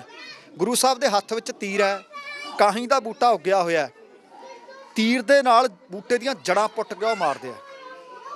ਤੇ ਅੱਗੇ ਉਹ ਕਹਿੰਦੇ ਆ ਕਿ ਜਿਵੇਂ ਆ ਕਾਹੀ ਦੇ ਬੂਟੇ ਦੀਆਂ ਮੈਂ ਜੜ੍ਹਾਂ ਪੁੱਟ ਦਿੱਤੀਆਂ ਨਾ, ਮੁਗਲ ਹਕੂਮਤ ਦੀ ਜੜ ਇਸੇ ਤਰੀਕੇ ਨਾਲ ਸਮਝੋ ਪੁੱਟੀ ਗਈ। ਤੇ ਫਿਰ ਉੱਥੇ ਇਤਿਹਾਸ ਦੇ ਵਿੱਚ ਜ਼ਿਕਰ ਹੈ ਕਿ ਔਸਰ ਝੋਟੀ ਜਿਹੜੀ ਦੁੱਧ ਨਹੀਂ ਸੀ ਦਿੰਦੀ, ਗੁਰੂ ਸਾਹਿਬ ਕਹਿੰਦੇ ਆ ਕਿ ਭਾਈ ਦੁੱਧ ਪੀ ਲੈਂਦੇ ਆ, ਉਹ ਕਹਿੰਦੇ ਜੀ ਭਾਂਡਾ ਵੀ ਕੋਈ ਨਾਲੇ ਦੁੱਧ ਨਹੀਂ ਦਿੰਦੀ, ਕਹਿੰਦੇ ਤੂੰ ਐਸ ਝੋਟੀ ਦਾ ਦੁੱਧ। ਤੁਸੀਂ ਦੇਖੋ ਕਹਿੰਦੇ ਆ ਇਤਿਹਾਸ ਵਿੱਚ ਜੋ ਜ਼ਿਕਰ ਹੈ, ਉਹ ਕਹਿੰਦੇ ਜੀ ਭਾਂਡਾ ਆਹੀ ਆ, ਇਹਦੇ 'ਚ ਘੱਟੋ ਘੱਟ 200 ਛੇਦ ਹੋਣਗੇ, ਛੇਕ ਨੇ ਨਿੱਕੇ ਨਿੱਕੇ। ਉਹ ਕਹਿੰਦਾ ਕੋਈ ਨਹੀਂ ਤੂੰ ਇਹਦੇ 'ਚ ਦੁੱਧ ਚੋ। ਉਹ 'ਚ ਦੁੱਧ ਚੋਇਆ ਤੇ ਦੁੱਧ ਫਿਰ ਪੀਤਾ। ਤੇ ਤੁਹਾਨੂੰ ਪਤਾ ਹੈ ਕਿ ਅੱਜ ਵੀ ਉਹ ਇਸ ਪਰਿਵਾਰ ਦੇ ਕੋਲ ਉਹ ਇੱਕ ਗੁਰੂ ਸਾਹਿਬ ਦੀ ਪਾਵਨ ਪਵਿੱਤਰ ਨਿਸ਼ਾਨੀ ਆ ਜਿਹੜੀ ਪਈ ਹੈ। ਤੇ ਇਹ ਇਕੱਲੀ ਨਿਸ਼ਾਨੀ ਨਹੀਂ ਸੀ ਦਿੱਤੀ, 3 ਨਿਸ਼ਾਨੀਆਂ ਦਿੱਤੀਆਂ ਸੀ। ਇੱਕ ਖੜਗ ਜਿਸ ਨੂੰ ਆਪਾਂ ਤਲਵਾਰ ਕਹਿੰਦੇ ਆ। ਸੋ 3 ਚੀਜ਼ਾਂ ਭੇਟ ਕੀਤੀਆਂ ਜਾਂਦੀਆਂ ਨੇ ਇਸ ਪਰਿਵਾਰ ਨੂੰ। ਉਹਦੇ ਵਿੱਚ ਇੱਕ ਗੰਗਾ ਸਾਗਰ ਜਿਸ ਨੂੰ ਦਰਸ਼ਨ ਕਰ ਰਹੀਆਂ ਨੇ ਸੰਗਤਾਂ, ਦੂਸਰੀ ਖੜਗ ਭਾਵ ਤਲਵਾਰ, ਤੇ ਤੀਸਰੀ ਕਈ ਵਾਰੀ ਆਪਾਂ ਦੇਖਿਆ ਘਰਾਂ ਦੇ ਵਿੱਚ ਇਸ ਤਰੀਕੇ ਨੂੰ ਰਹਿਲ ਕਹਿੰਦੇ ਨੇ, ਤੇ ਗੁੱਟਕਾਰ ਰੱਖ ਕੇ ਪੋਥੀ ਪੜ੍ਹਨ ਦੇ ਵਾਸਤੇ।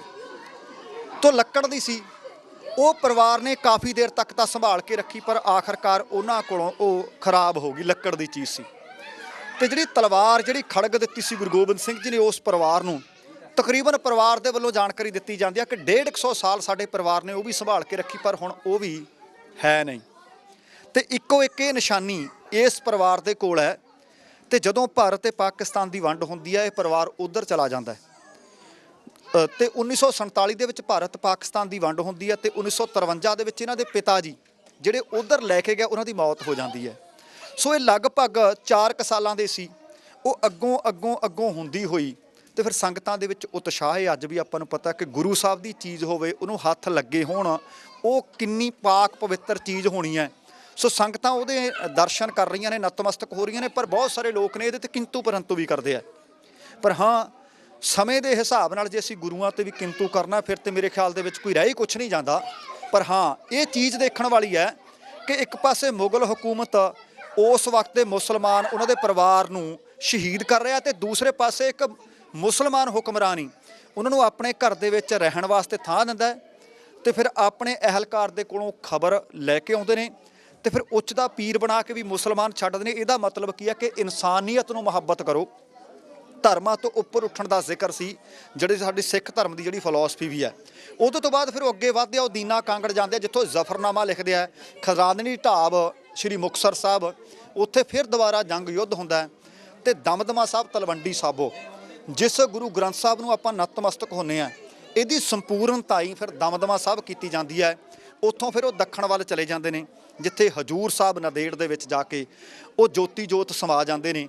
ਪਰ ਅੱਜ ਅਸੀਂ ਉਹਨਾਂ ਦੇ ਵੱਲੋਂ ਸਾਜੇ ਗਏ ਖਾਲਸਾ ਸਾਜਨਾ ਦਿਵਸ, ਖਾਲਸੇ ਦੀ ਜਨਮ ਭੂਮੀ ਆਨੰਦਪੁਰ ਸਾਹਿਬ ਦੇ ਵਿੱਚ ਵੀ ਅਲੌਕਿਕ ਜੋ ਭਾਣਾ ਵਰਤਿਆ ਸੀ, ਅਲੌਕਿਕ ਸੀ। ਉਹ ਦੁਨੀਆ ਦੇ ਵਿੱਚ ਜਿੱਥੇ ਜਿੱਥੇ ਵੀ ਸਿੱਖ ਭਾਈਚਾਰਾ ਗਿਆ, ਉਹਨੂੰ ਆਪਣੇ ਨਾਲ ਲੈ ਕੇ ਗਿਆ। ਤੇ ਉਸੇ ਚੀਜ਼ ਨੂੰ ਮੱਦੇ ਨਜ਼ਰ ਰੱਖਦੇ ਹੋਏ ਸਰੀ ਦੇ ਵਿੱਚ ਮਹਾਨ ਨਗਰ ਕੀਰਤਨ ਹੋਣਗੇ। ਮੌਸਮ ਦੀ ਮੈਨੂੰ ਲੱਗਦਾ ਬਹੁਤੇ ਲੋਕਾਂ ਨੇ ਪਰਵਾਹ ਨਹੀਂ ਕਰਨੀ। ਆਪਾਂ ਅੱਜ ਵੀ ਵੇਖ ਰਹੇ ਹਾਂ ਕਿ ਸੰਗਤਾਂ ਵੱਧ ਚੜ ਕੇ ਆ ਰਹੀਆਂ ਨੇ, ਤੇ ਉਮੀਦ ਕਰਦੇ ਹਾਂ ਕਿ ਸ਼ਾਂਤੀਪੂਰਵਕ ਡਿਸਿਪਲਨ ਦੇ ਵਿੱਚ ਰਹਿੰਦੇ ਹੋਏ 3 ਸਾਲਾਂ ਤੋਂ ਬਾਅਦ, ਕਿਉਂਕਿ ਕੋਵਿਡ ਦੇ ਕਾਰਨ ਹੋ ਨਹੀਂ ਸੀ ਸਕਿਆ, ਮਹਾਨ ਨਗਰ ਕੀਰਤਨ ਦੇ ਵਿੱਚ ਸ਼ਾਮਲ ਹੋਣਗੇ। ਤੇ ਆਪਣਾ ਟੀਵੀ ਚੈਨਲ ਉਹਨੂੰ ਲਾਈਵ ਟੈਲੀਕਾਸਟ ਵੀ ਕਰੇਗਾ। ਜੀ ਬਿਲਕੁਲ, ਤੁਸੀਂ ਬੜੀ ਵਧੀਆ ਤਰੀਕੇ ਦੇ ਨਾਲ ਇਸ ਨਾਲ ਜੁੜੀ ਹੋਈ ਜਿਹੜਾ ਗੰਗਾ ਸਾਗਰ ਹੈ, ਇਹਦੇ ਨਾਲ ਜੁੜੀ ਹੋਈ ਹਿਸਟਰੀ ਦੱਸੀ ਹੈ ਸਾਨੂੰ, ਤੇ ਕਿ ਕਿਸ ਤਰ੍ਹਾਂ ਦੇ ਨਾਲ ਇਹ ਗੰਗਾ ਸਾਗਰ ਉਸ ਪਰਿਵਾਰ ਦੇ ਕੋਲ ਗਿਆ, ਤੇ ਉਸ ਪਰਿਵਾਰ ਨੇ ਕਿਸ ਤਰ੍ਹਾਂ ਦੇ ਨਾਲ ਸੰਭਾਲ ਕੇ ਰੱਖਿਆ ਹੋਇਆ। ਪਹਿਲਾਂ ਟੋਰਾਂਟੋ ਦੇ ਵਿੱਚ ਗੁਰਦੁਆਰਾ ਸਾਹਿਬ ਦੇ ਵਿੱਚ ਦਰਸ਼ਨ ਕਰਵਾਏ ਗਏ ਆ, ਤੇ ਹੁਣ ਸਰੀ ਦੇ ਵਿੱਚ ਜਿਹੜੇ ਉਹ ਦਰਸ਼ਨ ਕੀਤੇ ਜਾ ਰਹੇ ਹੈਗੇ ਨੇ। ਤੇ ਹੁਣ ਨਗਰ ਕੀਰਤਨ ਜਿਹੜਾ ਉਹ 22 ਤਰੀਕ ਨੂੰ ਆ ਸਵੇਰੇ, ਪ੍ਰਧਾਨ ਸਾਹਿਬ ਕਹਿੰਦੇ ਆ ਕਿ ਸਵੇਰੇ 8 ਵਜੇ ਤੋਂ ਜਿਹੜਾ ਹੈ ਸ਼ੁਰੂ ਹੋ ਜਾਏਗਾ, 8:30 ਵਜੇ ਜਿਹੜਾ ਰੋਡ ਤੇ ਚਲਾ ਜਾਏਗਾ ਨਗਰ ਕੀਰਤਨ, ਤੇ ਉਸ ਤੋਂ ਬਾਅਦ ਸ਼ਾਮ ਨੂੰ 5-5:30 ਵਜੇ ਤੱਕ ਜਿਹੜੀ ਉਹ ਸਮਾਪਤੀ ਹੋ ਜਾਏਗੀ। ਤੇ ਉਮੀਦ ਕਰਦੇ ਹਾਂ ਕਿ ਤੁਸੀਂ ਇਸ ਨਗਰ ਕੀਰਤਨ ਦੀ ਵਿੱਚ ਸ਼ਮੂਲੀਅਤ ਕਰੋਗੇ। ਨਹੀਂ ਸ਼ਮੂਲੀਅਤ ਕਰ ਸਕਦੇ ਤਾਂ ਸਾਂਝਾ ਟੀਵੀ ਦੇ ਉੱਤੇ ਲਾਈਵ ਸਾਰਾ ਦਿਨ ਇਹ ਨਗਰ ਕੀਰਤਨ ਜਿਹੜਾ ਉਹ ਤੁਹਾਡੇ ਤੱਕ ਪਹੁੰਚਾਉਣ ਦੀ ਕੋਸ਼ਿਸ਼ ਜ਼ਰੂਰ ਕੀਤੀ ਜਾਵੇਗੀ। ਉਮੀਦ ਕਰਦੇ ਹਾਂ ਅੱਜ ਦੀ ਇਹ ਖਾਸ ਪੇਸ਼ਕਸ਼ ਵੀ ਤੁਹਾਨੂੰ ਚੰਗੀ ਲੱਗੀ ਹੋਵੇਗੀ। ਸੋ ਬੈਨੀਪਾਲ ਸਾਹਿਬ, ਇੱਕ ਵਾਰੀ ਫਿਰ ਤੋਂ ਧੰਨਵਾਦ ਹੈ ਜੀ ਤੁਹਾਡਾ। ਸਤਿ ਸ਼੍ਰੀ ਅਕਾਲ। ਤੇ ਅਪਡੇਟ ਲੈ ਕੇ ਤੁਹਾਡੇ ਤੱਕ ਆਉਂਦੇ ਰਵਾਂਗੇ। ਨਗਰ ਕੀਰਤਨ ਦੇ ਵਿੱਚ ਤੁਹਾਡੀ ਤੇ ਸਾਡੀ ਮੁਲਾਕਾਤ ਹੋਵੇਗੀ। ਜਿੱਥੇ ਵੀ ਤੁਹਾਨੂੰ ਸਾਡਾ ਫਲੋਟ ਦਿਖਦਾ ਹੈ, ਜਿੱਥੇ ਵੀ ਤੁਹਾਨੂੰ ਸਾਡੀ ਸਟੇਜ ਦਿਖਦੀ ਹੈ, ਸਾਡਾ ਸਟਾਫ ਉੱਥੇ ਡਿਊਟੀਜ਼ ਦੇ ਉੱਤੇ ਹੋਏਗਾ। ਤੁਸੀਂ ਉਹਨਾਂ ਨੂੰ ਮਿਲ ਸਕਦੇ ਆ, ਉਹਨਾਂ ਦੇ ਨਾਲ ਗੱਲਬਾਤ ਜਿਹੜੀ ਉਹ ਕੀਤੀ ਜਾ ਸਕਦੀ ਹੈ, ਤੇ ਨਾਲ ਨਗਰ ਕੀਰਤਨ ਦੇ ਦਰਸ਼ਨ ਕੀਤੇ ਜਾ ਸਕਦੇ ਆ। ਮੈਨੂੰ ਤੇ ਦਵਿੰਦਰ ਸਿੰਘ ਬੈਨੀਪਾਲ, ਸਾਨੂੰ ਦੋਨਾਂ ਨੂੰ ਇੱਥੇ ਦਿਓ ਇਜਾਜ਼ਤ। ਸਤਿ ਸ਼੍ਰੀ ਅਕਾਲ।